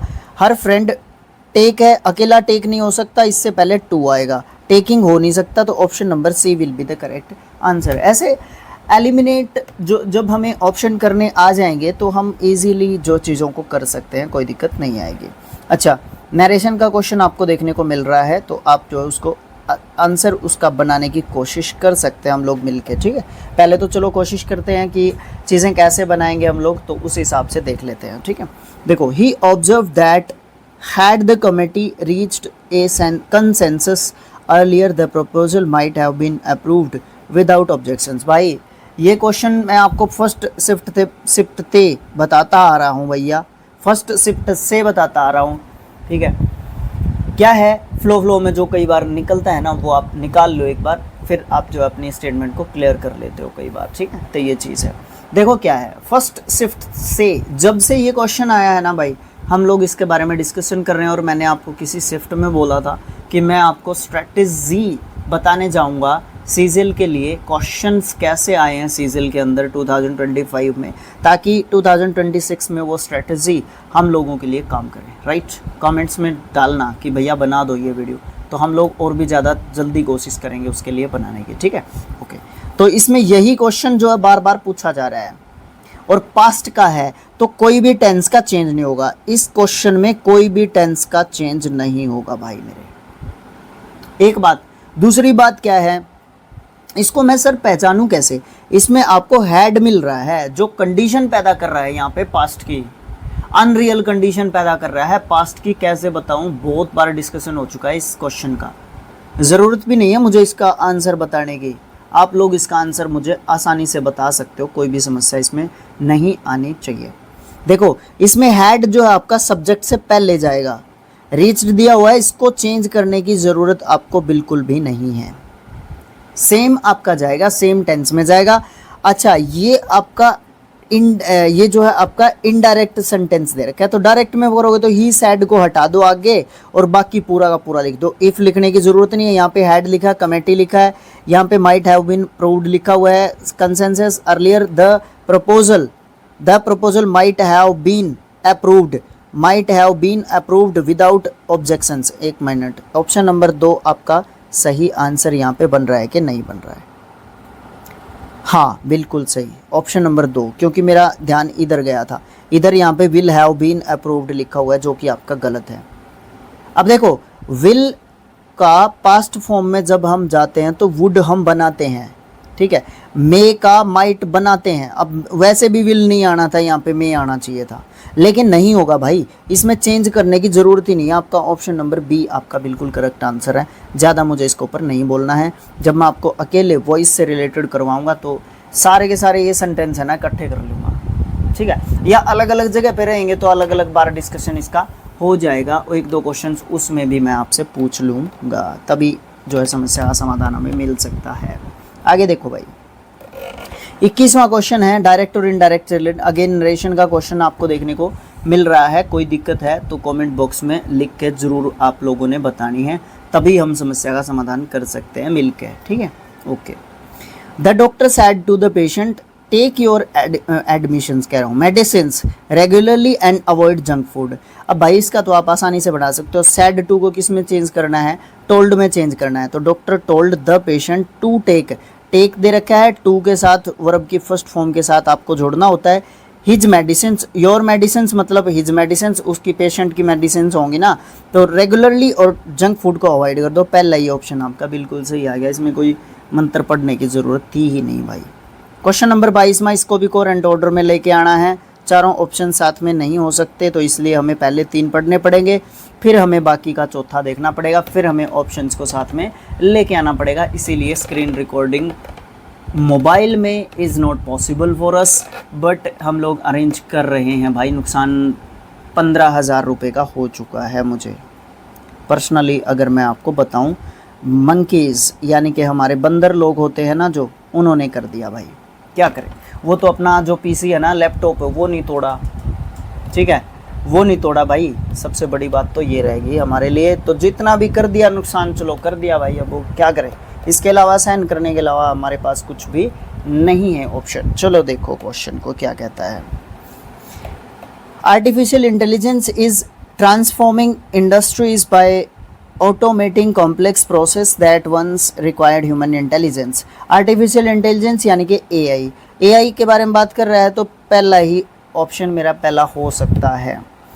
आगे चलते हैं देखेंगे, पहला मैंने लगा दिया पहले का। However, the rapid development of AI has raised ethical concerns regarding privacy, employment and accountability. अब इसकी जिम्मेवारी कौन ले कि AI के सारे काम जो करेगा वो सही ही करेगा, या जैसे इम्प्लीमेंटेशन ऑफ AI होगा, रैपिड डेवलपमेंट जैसे हम AI से कर रहे हैं, तो भाई इस बात की क्या गारंटी है, इस बात की अकाउंटेबिलिटी, रिस्पॉन्सिबिलिटी, जिम्मेदारी, उत्तरदायित्व, रिस्पॉन्सिबिलिटी इसकी कौन लेगा कि इसके साथ अगर दिक्कत होती है तो हम इसकी जिम्मेदारी लेते हैं। ये तो आपकी कमी भी हो सकती है, ये मैं दूसरे पे ही रख रहा हूँ, दूसरा मैं दूसरे पे रख के चल रहा हूँ, ठीक है। Governments and researchers are now focusing on establishing regulations to ensure responsible AI uses। तीसरे पे तीसरा भी हो सकता है, उसके बाद चौथे पे देखो डिस्पाइट द रिस्क, नहीं अब नहीं हो सकता, अब नहीं हो सकता। डिस्पाइट द रिस्क, अब यहाँ पे तीसरे ऑप्शन में रिस्क की बात नहीं कर रखी, इसलिए पहला, दूसरा, चौथा, तीसरा ये ऑप्शन आपके बनते हैं। देख लो कौन सा है, पहला, दूसरा, चौथा, तीसरा, ऑप्शन नंबर सी आपका सही बन गया। ठीक है, आगे चलने की ज़रूरत है ही नहीं। आगे देखो 23वां क्वेश्चन, ब्लैंक को फिल कर दो। चलो कर लेते हैं मिलके। The politicians speech was highly dash appealing to the emotions of the audience. Audience की जो, पॉलिटिशियंस की जो स्पीच है ना वो बहुत ज़्यादा हाई तरीके से रेट्रिकल, ऑप्शन नंबर सी, सब में यही दे रखा है। स्पेलिंग का क्वेश्चन पूछा है भाई, 3 तो स्पेलिंग आ चुके हैं आपकी सेकंड शिफ्ट में 23 की में, 3 आपके करंट पैराग्राफ में लगाने आ चुके हैं, 2 आपके वॉइस और नरेशन है, 2-2। ठीक है, तो भाई आप थोड़ा सा ध्यान दें कैसी चीज़ें कैसे चल रही है। ओके, इसमें एंटोनियम सिनोनियम से नहीं देने को दिए उसने, और एक ही मतलब इसमें इस पर्टिकुलर शिफ्ट में 2 इसने दिए क्या, इडियम्स एंड फ्रेजेस। ऐसे मतलब चीज़ों को आपको देखना पड़ेगा कि कैसे कैसे चीज़ें आ रही थी पर्टिकुलर शिफ्ट्स के अंदर। ओके, ठीक है, हो गया। Appealing to the emotions of the audience, rhetorical का मीनिंग बता सकते हो कमेंट बॉक्स में, बता देना भाई, मज़ा आ जाएगा बता दोगे तो। ठीक है, बता दोगे ना तो मज़ा आ जाएगा भाई, आपके भाई को सपोर्ट भी मिलेगा इससे। 24वां क्वेश्चन फिर से फिल इन द ब्लैंक्स का है, ये वॉवल्स, या सॉरी वॉवल्स नहीं, क्या बोलते हैं, आर्टिकल्स का क्वेश्चन है। मैं क्वेश्चन पढ़ देता हूँ, आंसर आप लोग मुझे कमेंट बॉक्स में दे रहे हो। In dash event of system failure employees must follow dash protocol establish by the IT department. अब देखो 2 में से एक आंसर मैं आपका बना देता हूँ। प्रोटोकॉल की बात हो रही है क्योंकि वो पहले सेट हो चुके होंगे, इसलिए वो पर्टिकुलराइज सेंस में यूज़ होगा प्रोटोकॉल वर्ड, तो उससे पहले लगेगा द। तो option number D and option number B आपका सही आंसर नहीं है। अब पहले में आप द लगाते हो या फिर आप एन लगाते हो, मुझे कमेंट बॉक्स में लिख के बता सकते हो अपनी एक्सप्लेनेशन। लास्ट क्वेश्चन इस पर्टिकुलर शिफ्ट का, ये पूछा हम लोगों से सिनोनिम मैलिन का। ये आपका एक जो है आप क्या बोल सकते हो, एक वर्ब आपका जो है वर्ड है। ठीक है, इसका मतलब आपको क्या बताना है, इसका मतलब बताना है मैलिन का बदनाम करना, किसी को मलिन करना, बदनाम करना। ठीक है, बदनाम करना, प्रेज किसी की प्रशंसा करना, कॉम्प्लीमेंट भी कुछ इसी तरीके का बोल सकते हो, क्रिटिसाइज आलोचना करना, अप्रिशिएट बढ़ाना। ऑप्शन नंबर बी, वैसे मैं आपसे पूछ सकता था ये क्वेश्चन, लेकिन ऑप्शन नंबर बी किसी की आलोचना करना, यहाँ पे आपका सही आंसर हो जाएगा। ठीक है, इस 23 दिसंबर के लास्ट जो है आपकी थर्ड, उसको डिस्कशन करना शुरू करते हैं। तो देखो पहला क्वेश्चन क्या कह रहा है, पहला क्वेश्चन कह रहा है, पहला क्वेश्चन में दिया गया है, ब्लैंक दिया गया है, उसको करेक्टली स्पेल्ड वर्ड से हमें फिल करना होगा। The scientist emphasise the importance of dash calibration in the experiment. देखो सब में एक ही स्पेलिंग दे रखा है, तो इसका सीधा सीधा आंसर निकाल के लेके चले जाते हैं, नहीं तो भाई इस पे समय लगाने वाली ही बात होगी आपकी। ठीक है, ओके। ऑप्शन नंबर 3 जो है ना इसका, ऑप्शन नंबर सी, स्पेक्ट्रोस्कोपिक। ठीक है, ये स्पेलिंग के लिए वैसे भी इंपॉर्टेंट वर्ड है और पूछा भी हमसे स्पेलिंग में ही गया है, तो यहाँ पे ऑप्शन नंबर सी आप फिल कर दोगे तो इसका सही आंसर आपका बन जाएगा। ठीक है, जो साइंटिस्ट है वो एम्फेसाइज कर रहे थे इंपॉर्टेंस ऑफ स्पेक्ट्रोस्कोपिक के ऊपर, उसके कैलिब्रेशन पे जो एक्सपेरिमेंट है उसके अंदर। ठीक है, सेकंड क्वेश्चन हमें बताता है कि आप लोगों को सिनोनिम बताना होगा किसका, इनसरमाउंटेबल का। देखो एडजेक्टिव वर्ड आपको आपका ये देखने को मिल रहा है, इनसरमाउंटेबल का मतलब होता है अजेय, जो हमेशा जीतता है, जीतने वाला। ठीक है, जीतने वाला आप इसको बोल सकते हो। ओवरकमिनेबल का मतलब आपको क्या देखने को मिल जाता है, ओवरकमिनेबल का मतलब देखने को मिल जाता है जिसके ऊपर काबू नहीं किया जा सकता, जिसके ऊपर काबू नहीं किया जा सकता। अनकंट्रोलेबल बोल सकते हो आप इसको, अनकंट्रोलेबल। ठीक है, ओके। मैनेजेबल का मतलब क्या होता है, जिसको मैनेज एक तरीके से किया जा सकता है, मतलब जिसको कंट्रोल किया जा सकता है, मतलब जिसको कंट्रोलेबल जिसको आप बोल सकते हो। ठीक है, अनकंकरेबल, बस ये सही आंसर आपको मिल जाएगा। कंकरेबल का मतलब होता है जिसको जीता जा सकता है, और अनकंकरेबल कौन होता है, जिसको जीता नहीं जा सकता। और ट्राइबल जो होता है वो आपका शून्य होता है, जीरो होता है, जिसके बारे में डिस्कशन करना जरूरी नहीं होता है, या सिचुएशंस पे डिपेंड करता है कि ट्राइबल को यूज कहाँ पे किया जा रहा है। आगे क्वेश्चन नंबर 3, क्वेश्चन नंबर 3 है अपना वन वर्ड सब्स्टिट्यूशन से। ये कहता है a person who believes in all the events pre determined and inevitable. देखो, एक ऐसा व्यक्ति जो ये विश्वास करता है कि सारे के सारे जो भी हमारे साथ हो रहा है वो पहले से ही लिखा हुआ है और उससे हम बच नहीं सकते, उसको फैटलिस्ट, पीडेंट, ऑप्टिमिस्ट या रियलिस्टिक क्या बोलते हैं? इसका आंसर आप जो है मुझे कमेंट बॉक्स में लिख के बता रहे हो विद ऑप्शंस।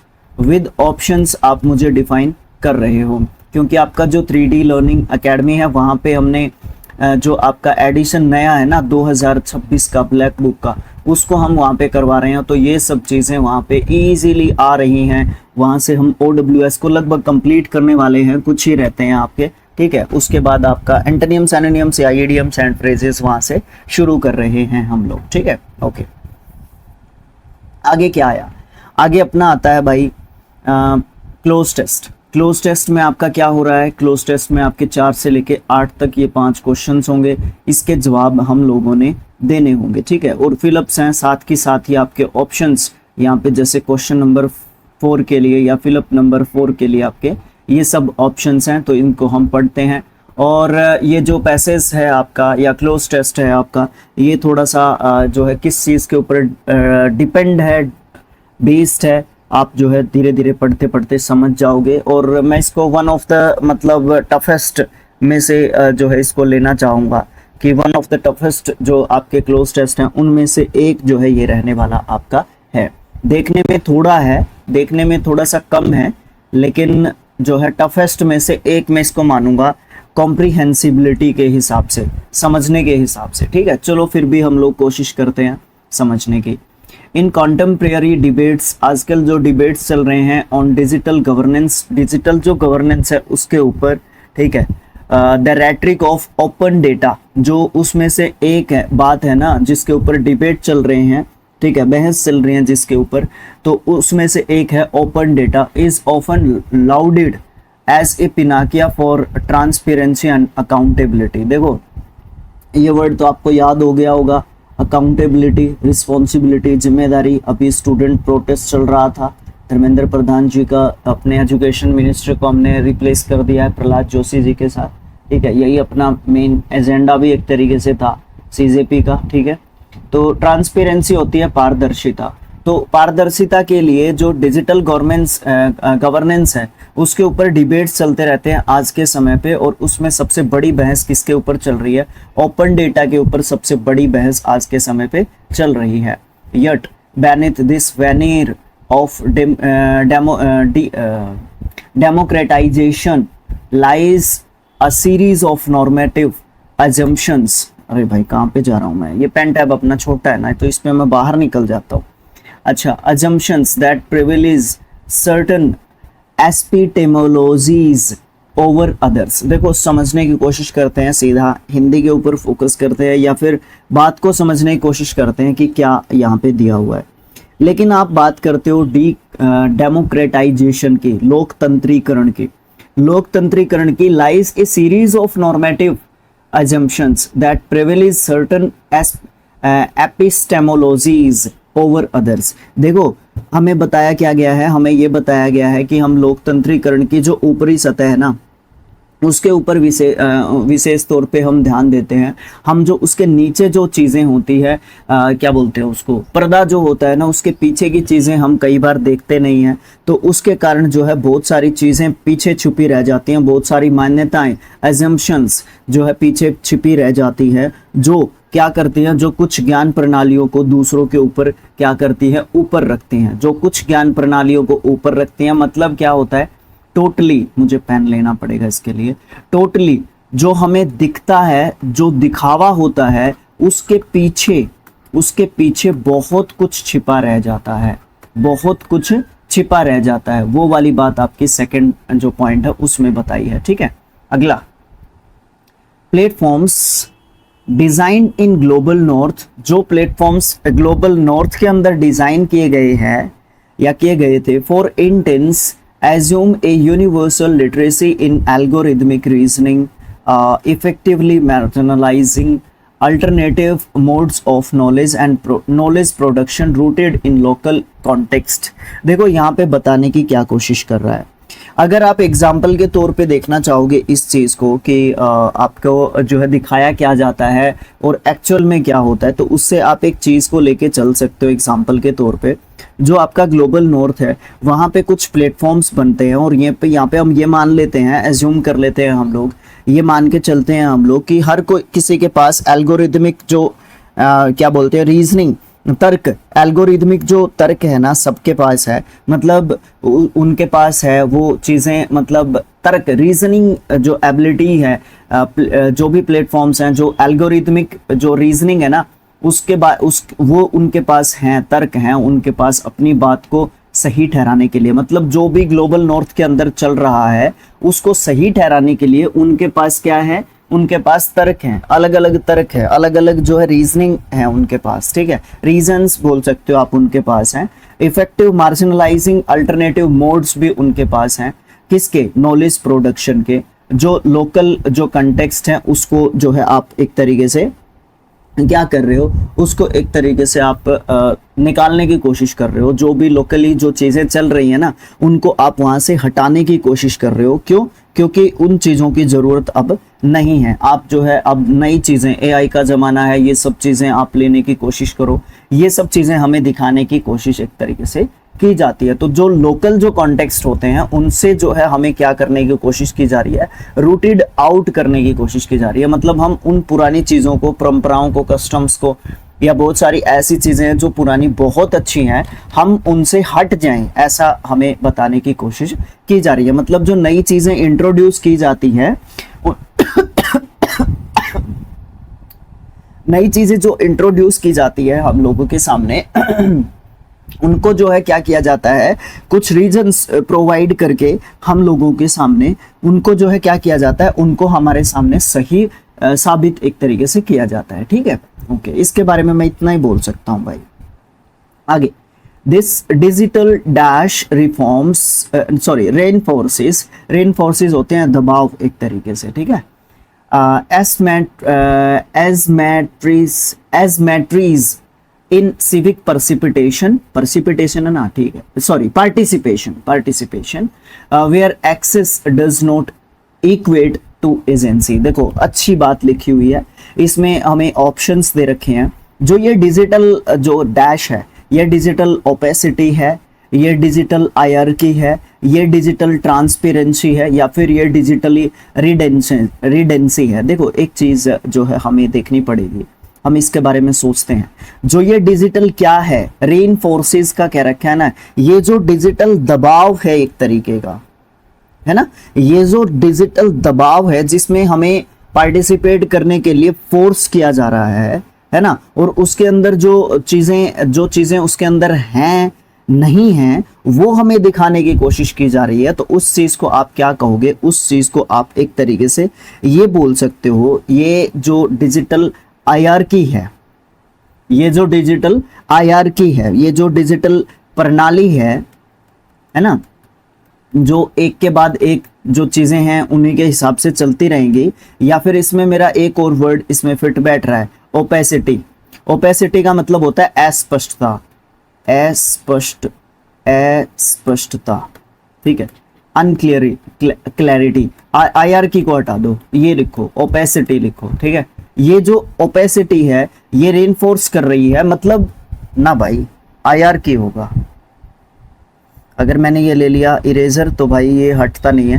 देखो दिस डिजिटल हायरार्की, हाँ यही रहेगा, ओपेसिटी को हटाओ, ये ओपेसिटी को हटाओ, हायरार्की को रखो। This digital hierarchy reinforces asymmetries in civic participation. जो हमारा सिविक पार्टिसिपेशन है उसमें जो है ये एक तरीके से उस लेवल पे काम नहीं कर पाएंगे, और हमारे सामने वो चीज़ें दिखाने की कोशिश की जा रही है कि आप ये चीजें अपनाओ, इन चीजों में ज्यादा दम है, बजाय कि जो आप पहले चीजें करते आ रहे हो वो चीजें इतनी अच्छी, इतनी इफेक्टिव एक तरीके से नहीं है। और ये बात हम पहले ही पढ़ चुके हैं कि ये उसके पीछे काफी तर्क, एक तरीके से हमें तर्कशील जो है एक तरीके से बनाने की कोशिश कर रहे हैं कि उसके पीछे हमारे देखो ये रीजंस हैं, ये हम इसके पीछे जो है बातें आपको बता रहे हैं। तो इसलिए आप जो है इन चीजों को क्या कर सकते हो, मान सकते हो, राइट। मोरओवर इसके साथ साथ रेगुलेटरी फ्रेमवर्क्स, जो रेगुलेटरी ढांचे हैं, फ्रेमवर्क्स हैं, frequently treat data as a neutral commodity.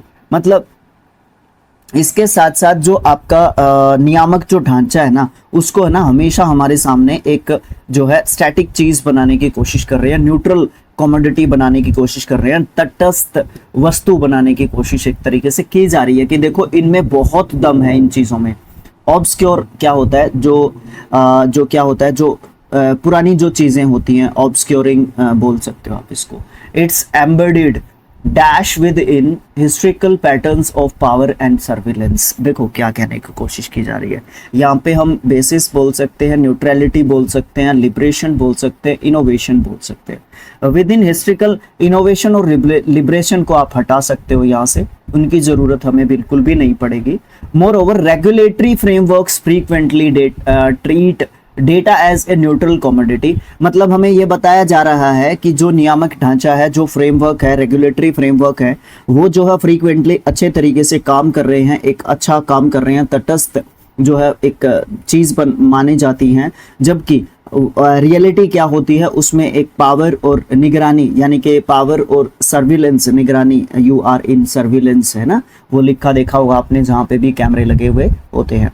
तो वो सर्विलेंस का मतलब क्या होता है, वो पूरे अटेंटिव है, पूरे एक्टिव है, आप कुछ भी ऐसी हरकत मत करें। जहाँ पे सर्विलेंस का मतलब यही होता है, निगरानी आप इसका मतलब समझ सकते हो, ठीक है। वो क्या आपकी दृष्टि से मैं इसको बताने की कोशिश यहाँ पे कर रहा हूँ। इसको स्पेलिंग के हिसाब से भी पूछा जा सकता है। चलो वापस पैसेज पे आ जाओ, क्लोज टेस्ट पे आ जाओ। क्या बोला गया है हमें ये बोला फिर उन्होंने कि वो जो चीजें हैं हमारे सामने जो प्रेजेंट की जा रही हैं, वो जो है एक्चुअल में वैसी नहीं है। तो फिर वो उनके जो एम्बेडेड हैं, डैश हैं विद इन हिस्ट्रिकल पैटर्न्स, जो हिस्ट्रिकल पैटर्न्स, ऐतिहासिक पैटर्न्स में क्या करे हुए हैं, छिपे हुए ना इसमें।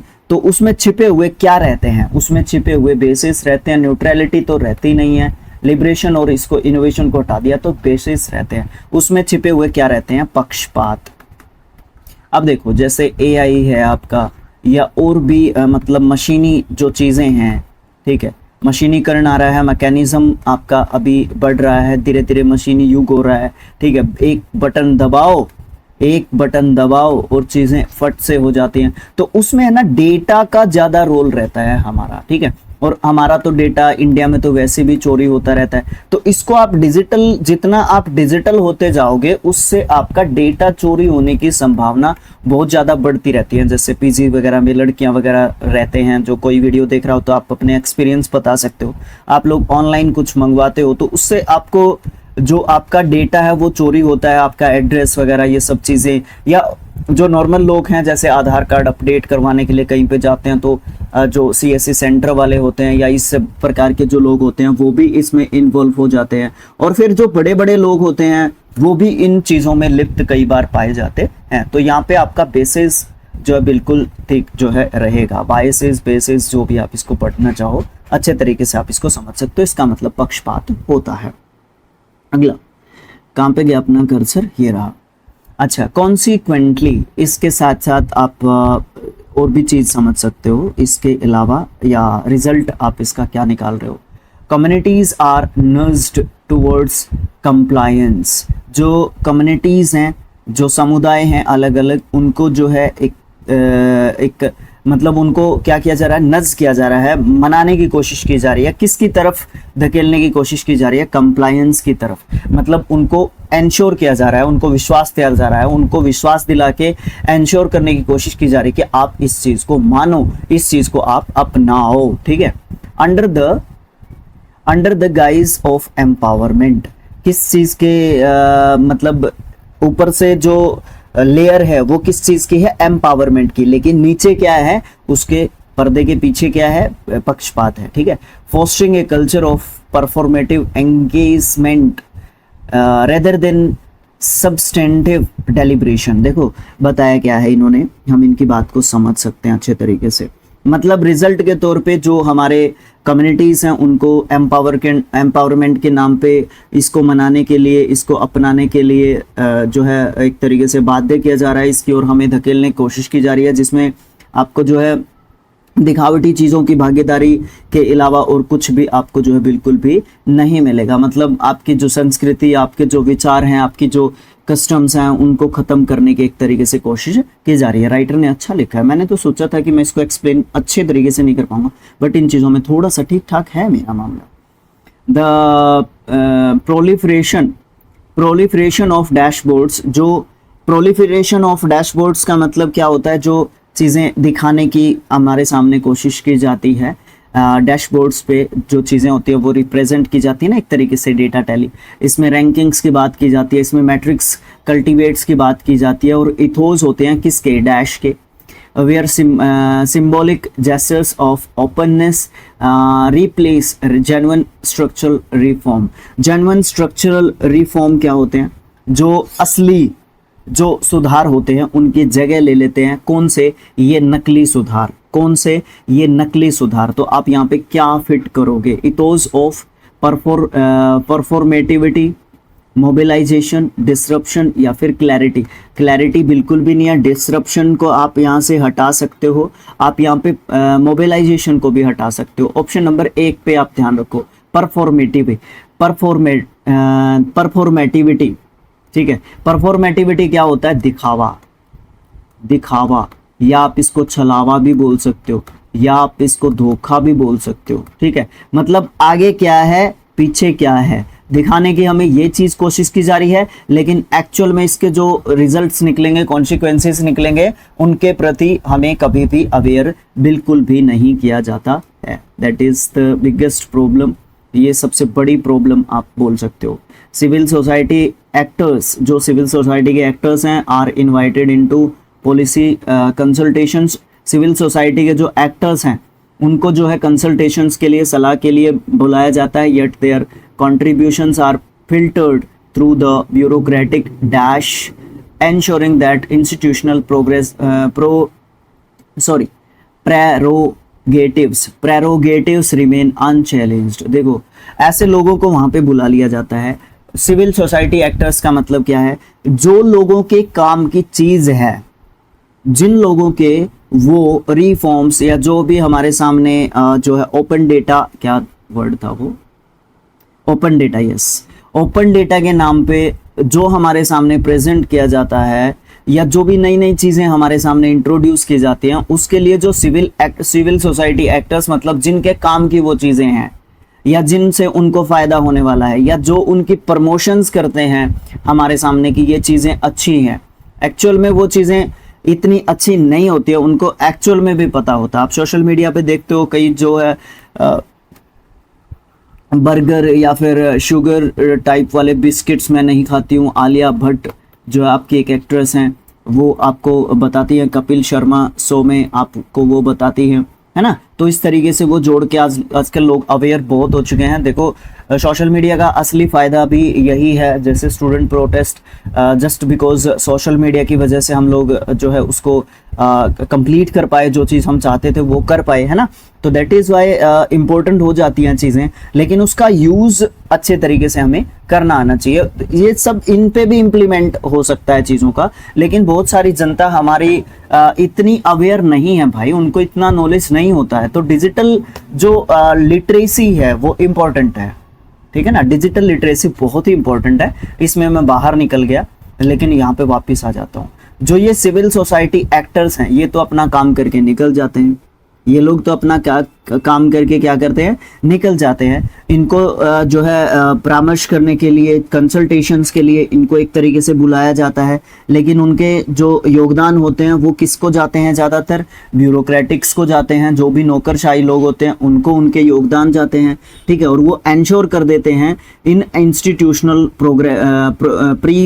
प्रीरोगेटिव्स को कि वो जो है अनचैलेंज्ड एक तरीके से रहेंगे, उनके अधिकारों में कोई भी जो है चेंज एक तरीके से नहीं आने वाला है। तो इसके लिए गेट कीपिंग, एम्पावरमेंट है ना, मैं कुछ और ना पढ़ जाऊं एक्साइटमेंट में, डिसिमिनेशन, कोलेबोरेशन, नहीं भाई आप ए ऑप्शन ही लगा दो इसका, गेट कीपिंग। गेट कीपिंग का मतलब क्या हो जाता है, जो कंट्रोल करने वाली जो प्रणाली है, ठीक है, कंट्रोल करने वाली जो प्रणाली है आपकी, उसको आप गेट कीपिंग बोल सकते हो। मतलब वो ऐसा विश्वास दिलाते हैं हम लोगों को कि ये चीज़ें हमारे लिए इतनी फायदेमंद है, लेकिन इसके पीछे कंट्रोल किसका आएगा टोटली, ये हम सबको एक तरीके से अच्छे तरीके से पता होता है।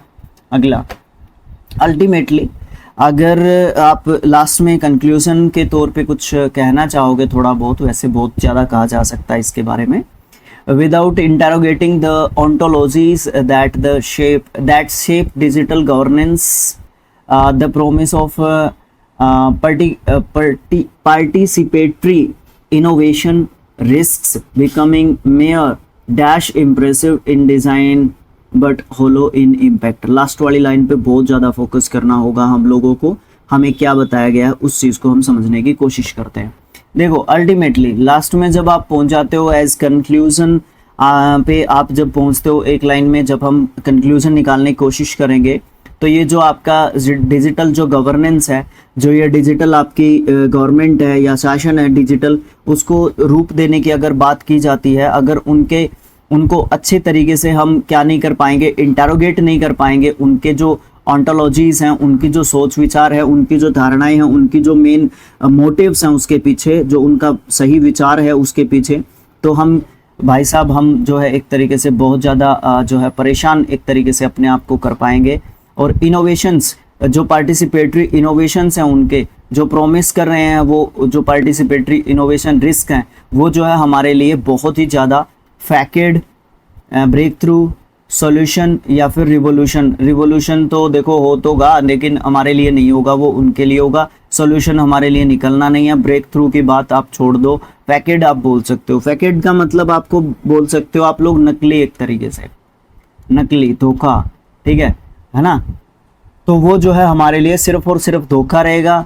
वो दिखने में इम्प्रेसिव आप बोल सकते हो, लेकिन दिखने में इम्प्रेसिव डिज़ाइंस हो सकते हैं, बहुत सारी चीज़ें हो सकती हैं, लेकिन खोखले वो जो है इम्पैक्ट उसके आपको देखने को मिलेंगे एट लास्ट, जब आप उसका कंक्लूजन निकालोगे, जब लास्ट में हम बातों पे पहुंचेंगे अच्छे तरीके से, जब हम किसी भी चीज़ का कंक्लूजन निकाल के देखेंगे, तो भाई वो वाले रिजल्ट्स आपको जो है बिल्कुल भी देखने को नहीं मिलेंगे।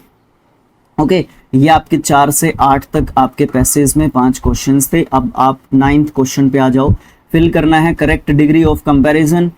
इसमें of all the remedies suggested this treatment seems the, यहाँ पे सुपरलेटिव डिग्री आपका आ जाएगा। आप यहाँ पे मुझे कमेंट बॉक्स में इसका आंसर बता रहे हो। Option number A, B and C and D आपका लिखा हुआ है।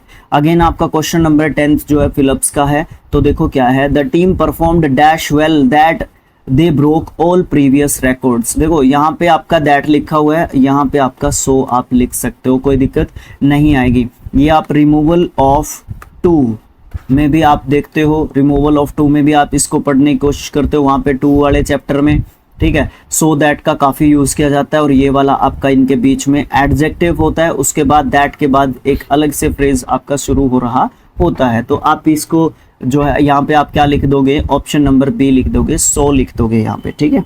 इनको आप क्या बोल सकते हो, कॉमन कोरिलेटिव कंजंक्शंस आप इनको बोल सकते हो, ठीक है। आगे चलो, क्वेश्चन नंबर 11 क्या है, कॉमन एरर का क्वेश्चन है, इसको हम डिस्कस करते हैं। The cyber security team is proficient for detecting, अच्छा इज डिटेक्टिंग ठीक लिखा हुआ है, vulnerabilities in legacy systems that often evade conventional monitoring tools and protocols that is good during the routine audits। इसमें कोई दिक्कत तो जरूर है, दिक्कत तो इसमें जरूर है भाई। इसका मतलब क्या है, हमें थोड़ा सा और सोचना पड़ेगा इसके बारे में। जस्ट ए सेकेंड, मैं फ़ोन को साइलेंट कर देता हूँ। जी हाँ, अच्छा अब इसमें हमें सोचना पड़ेगा, इसमें हमें देखना पड़ेगा कि हम क्या गलती यहाँ पे कर रहे हैं। अच्छा, इरेजर में लेके आया तो गलती यहाँ पे हो सकती है। चलो देख लेते हैं फिर भी इरेजर को लेके। अच्छा अच्छा, तो भैया अब हम बात कर रहे हैं अपने क्वेश्चन को लेके। दोबारा से देखते हैं। The cyber security team is, उसके साथ लगा रखा है प्रोफिशिएंट, एडजेक्टिव दे दिया, डिटेक्टिंग ठीक है ना ना ना, प्रोफिशिएंट, प्रोफिशिएंट के साथ आपका फिक्स प्रपोजिशन फॉर गलत आपने लगा दिया है। इसके साथ आप जो है प्रोफिशिएंट के साथ इन लगाओ ना। वो दक्ष है, वो निपुण है, किस में? इन में। किस में? डिटेक्ट करने में वल्नरेबिलिटीज को, डिटेक्ट करने में वल्नरेबिलिटीज को। ऑप्शन नंबर 1 में ही गलती था, तो 1 जो है ए में दिया हुआ है। अगला क्वेश्चन 12वां, अगेन आपका कॉमन एरर का क्वेश्चन आपको देखने को मिल रहा है, तो आप इसको भी पढ़ सकते हो और इसकी भी समस्या दूर कर सकते हो। हैड शी नोट पोस्टपोन्ड, ये वही वाला आपका आ रहा है क्वेश्चन, ठीक है, बार बार आ रहा है इसका जिक्र। इसके लिए मुझे जितने भी इसमें सेंटेंस लेकर रखे हैं ना, आपको व्हाइट बोर्ड पे मुझे करवाने पड़ेंगे, या फिर एक जगह पे इनको लेके मैं ऐसे ही करवा सकता हूँ, या कोशिश कर सकता हूँ आपको ये करवाने की, ठीक है, कोशिश करूँगा इनको निकालने की। अच्छा, हैड सी नॉट पोस्टपोन, ये सबसे पहली बात तो ये कंडीशनल सेंटेंस होता है, पास्ट की इम्पॉसिबल कंडीशनल सेंटेंस होता है ये, ठीक है, इस बात पे ध्यान दो। लेकिन यहाँ पे कॉमन एरर की बात कर रहे हैं, इसको इंटरोगेटिव मत समझ लेना, इसलिए बोल रहा था मैं ये बात। Had she note postpone the meeting several times the committee, committee की स्पेलिंग देख लेना, आजकल तो गलत करते नहीं है, पहले बहुत पूछी जाती थी।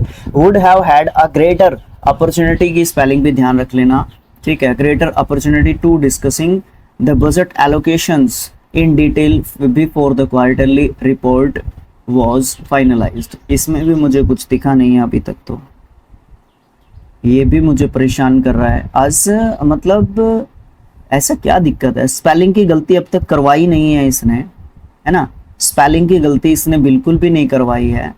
उसके बाद मुझे हाईलाइटर लेके देखना पड़ेगा, तब जाके बात बनेगी। Had she postponed the meeting several times, मुझे इसमें कोई दिक्कत नहीं लग रही। द कमेटी, कमेटी के आगे द लगाया, ठीक है, कोई दिक्कत नहीं है। Would have had, would have had, ठीक है, कोई दिक्कत नहीं है। A greater opportunity to discussing, very good, मिल गई समस्या क्या है। टू डिस्कसिंग नहीं भाई, टू डिस्कस बोलो ना, टू के साथ आप वर्ब का फर्स्ट फॉर्म यूज करोगे, इसीलिए मैंने बोला है। आप में से बहुत सारे स्टूडेंट्स बोलते हैं सर हिंदी मीनिंग बताया करो कॉमन एरर का। देखो भाई, कॉमन एरर का हिंदी मीनिंग बताने में मुझे कोई समस्या नहीं है। 2 मिनट ज़्यादा लग सकते हैं उसको डिफाइन करने के लिए, मुझे बताने के लिए। 2 मिनट की बजाय 30 सेकंड लग सकते हैं, 15 सेकंड लग सकते हैं, कोई दिक्कत नहीं है।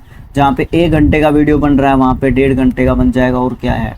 लेकिन भैया जब आप कॉमन, देखो ये मेरी पर्सनल थ्योरी है, बाकी आपकी अपनी सोच हो सकती है। जब आप बात करते हो ना कॉमन एरर की, तो वहाँ पे हिंदी करने गए ना भाई, आप मारे गए, ठीक है। यहाँ पे कहाँ पे दिक्कत है?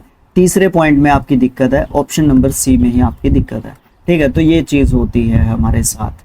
अगला क्वेश्चन है 13th, ये कहता है एक्टिव या पैसिव वॉइस का आपका सेंटेंस है। Does authorities monitor the city traffic effectively.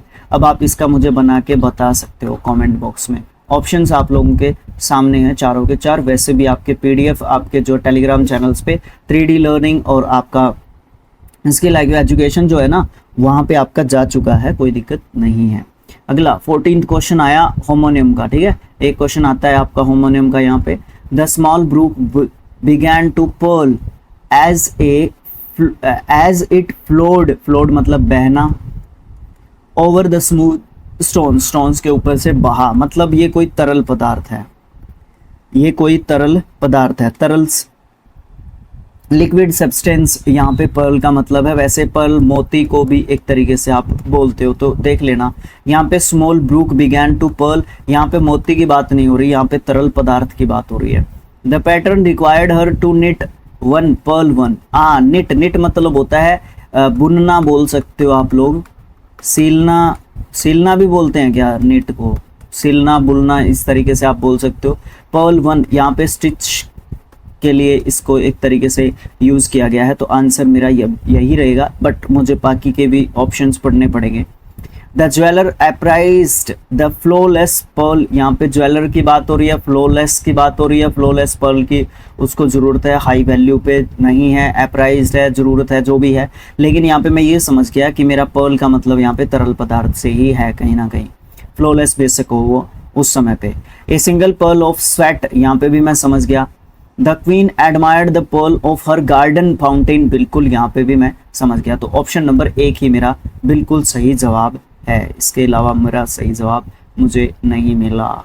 आगे क्वेश्चन नंबर नेक्स्ट 15, ये क्या कहता है, ये भी वॉइस का क्वेश्चन है। ये मुझे कहता है the document should have been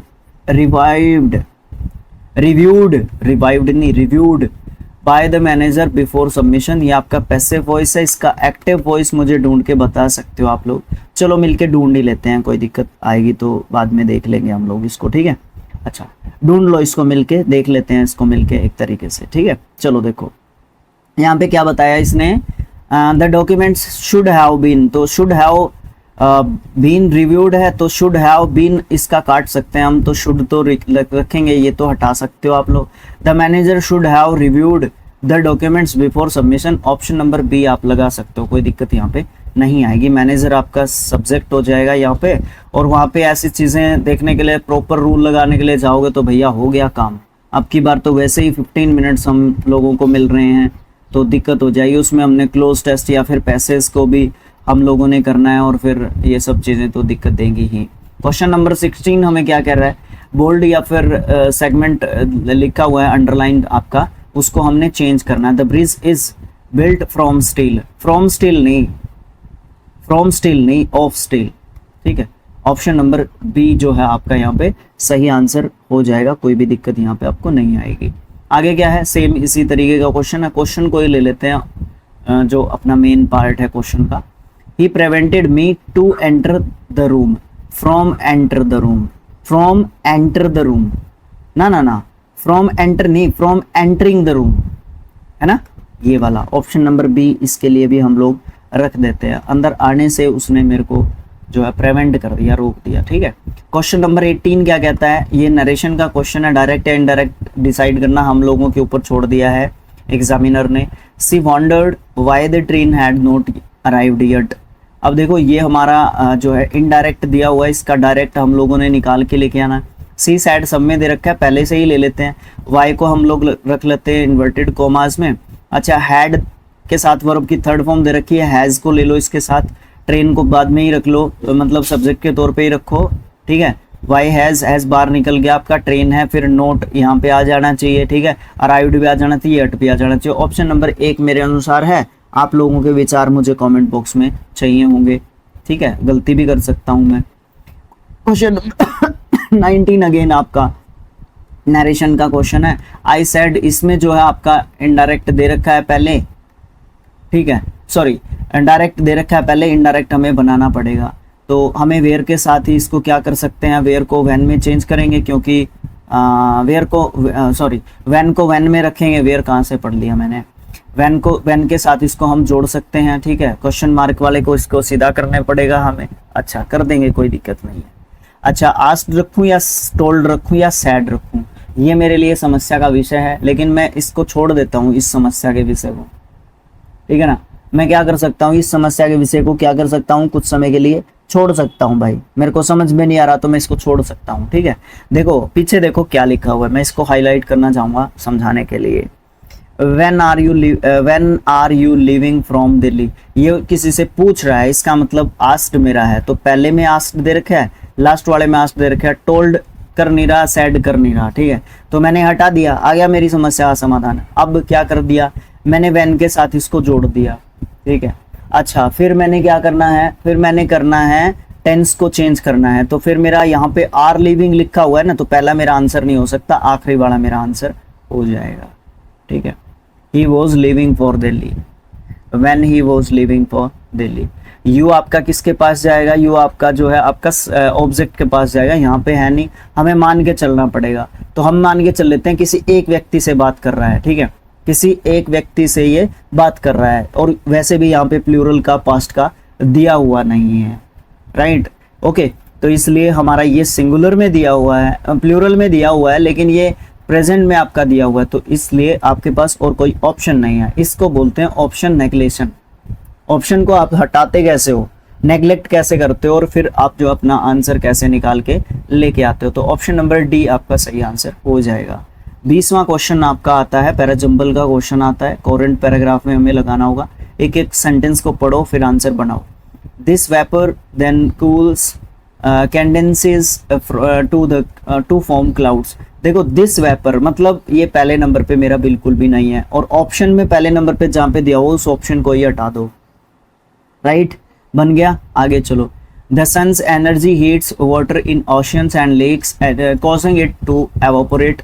ये मेरा पहले नंबर पे हो सकता है। दूसरा है मेरा आंसर, एक मेरा ये वाला आंसर भी हो सकता है। तीसरा ऑप्शन क्या है, फाइनली दे रखा है, तो फाइनली दे रखा है तो लास्ट में आना चाहिए ये वाला, तो 3 वाला पॉइंट लास्ट में आना चाहिए। देखो 2 से शुरू कर रखा है और 3 पे खत्म कर रखा है, 2 से शुरू करके 3 पे खत्म कर रखा है। इसका मतलब 2 नंबर वाला मेरा आंसर जो पॉइंट है ना ये पहला है। सन की जो एनर्जी है वो हीट करती है वाटर को, ओशंस और लेक्स के वाटर को, और कॉज करती है इसको एवेपोरेट करने में, भाप बनाने में। उसके बाद मेरा पहला हो सकता है क्या, उसके बाद ये वेपर जो है क्या करती है, ये वेपर मेरी कहाँ पे जाती है, ये वेपर मेरी कूल हो जाती है और कंडेंस करके क्या बना देती है, क्लाउड्स को बना देती है। ये बात बिल्कुल सही है, ये मेरा दूसरा है। इसका मतलब ऑप्शन नंबर 1 मेरा सही है। उसके बाद क्या होता है, उसके बाद क्लाउड्स बन जाते हैं, वो हैवी हो जाते हैं, तो वो रिलीज करते हैं उनके अंदर जो भी कंटेंट होता है, वाटर कंटेंट होता है। लास्ट में क्या होता है, वाटर जो है पानी पे पानी पे नहीं आता, धरती पे आता है as परसिपिटेशन।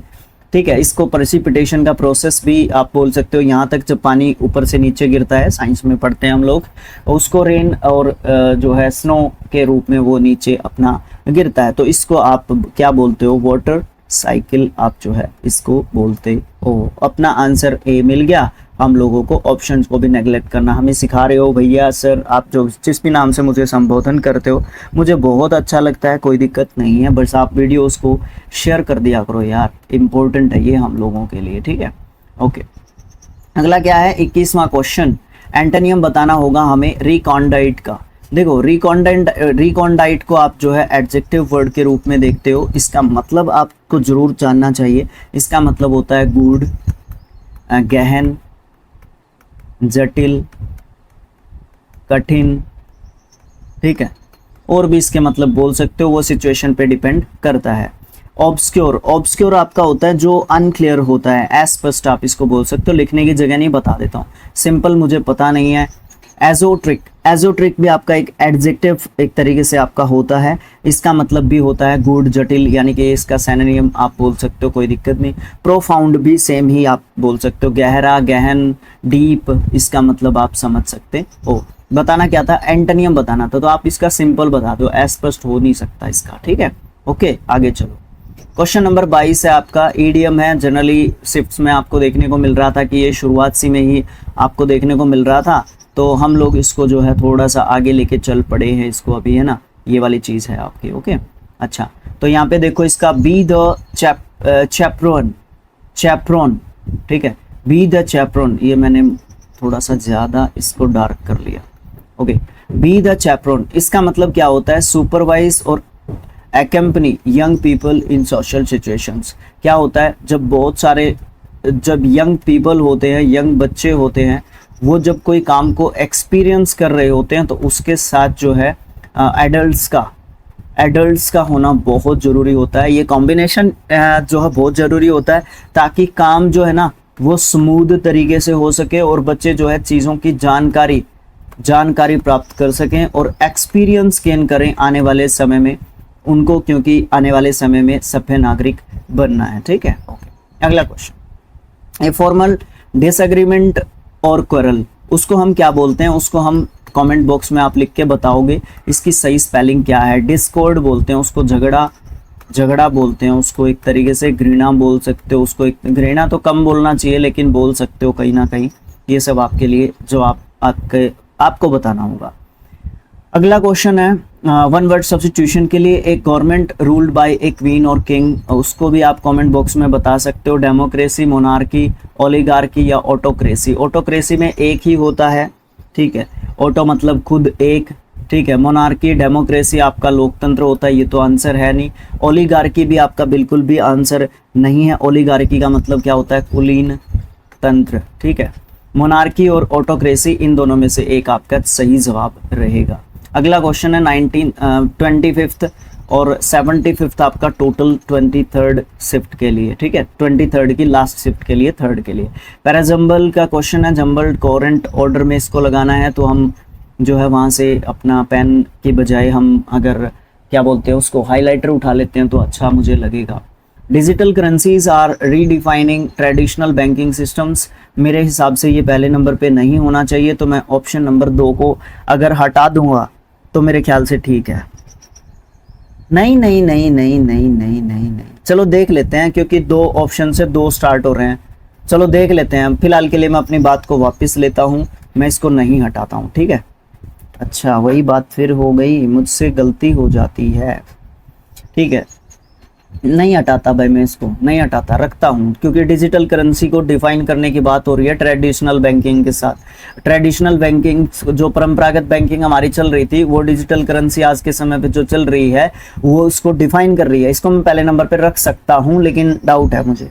Governments are exploring ways to regulate their use की बात हो रही है, इसका मतलब ये नहीं हो सकता पहले नंबर पे। इसका मतलब मैं ऑप्शन नंबर 2 को, 3 को काट सकता हूँ, 1 को भी काट सकता हूँ। अच्छा, तो इसका मतलब मेरा पहला ऑप्शन सही हो सकता है। तीसरा बताना, crypto currencies often fast and borderless transactions. भाई ये पहले पे लूँ क्या?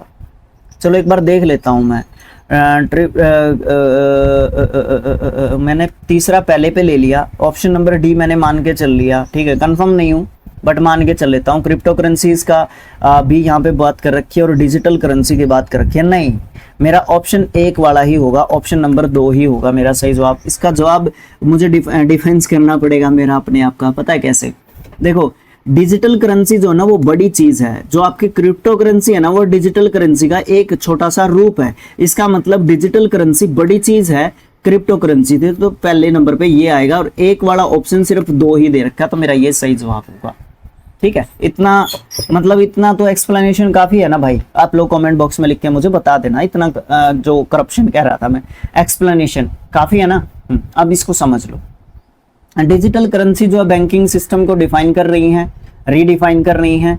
दूसरे नंबर पे बात इसने बताई, क्रिप्टो करेंसी उनमें से एक है, ये ऑफर करती है फास्ट और बॉर्डरलेस ट्रांजैक्शंस, ठीक है। उसके बाद they also raise concerns about security and misuse, इससे जो है बहुत सारी चिंताएं भी पैदा होती हैं जिनसे सिक्योरिटी की दिक्कत हो सकती है, इसका मिसयूज भी हो सकता है। और फिर आप कहते हो कि गवर्नमेंट जो है ना वो उसको एक्सप्लोर करने की कोशिश कर रही है, उन तरीकों को जिनसे रेगुलेट किया जा सकता है इनका यूज, इनको बेहतर तरीके से यूज किया जा सकता है। तो ये सब बातें आपकी बिल्कुल सही है, तो एक ऑप्शन नंबर 2 ही आपका बिल्कुल सही जवाब रहेगा। सर ये पीडीएफ कहाँ पे मिलेगा? 232 पेज का जो आपने अभी तक बना दिया है, 23 सितंबर 2025 तक की थर्ड शिफ्ट का, 36 शिफ्ट 48 से आपके कंप्लीट हो चुके हैं। इसका पीडीएफ आपको इन 2 टेलीग्राम चैनलों पे ऑलरेडी मिल जाएगा, skill IQ education 3D learning academy, ठीक है भाई। हिचकियाँ ज़्यादा आ रही हैं इसलिए मैं आपको कहूँगा लाइक शेयर फॉलो सब्सक्राइब सब चीज़ें कर लेना अपने तीनों चैनल्स को, Rajveer Singh official, 3D learning academy, skill IQ education, एक मेरा स्पोर्ट्स का भी है। अगर आप मुझे सपोर्ट देना चाहते हो तो आप मुझे उस चैनल पे भी सब्सक्राइब शेयर लाइक्स जो भी आप करते होते हैं कर सकते हो। कमेंट्स में आपके जवाब चाहिए मुझे, ये भी आपने जरूर कर देना है। Thanks for watching, have a nice day, thank you so much friends, thank you so much.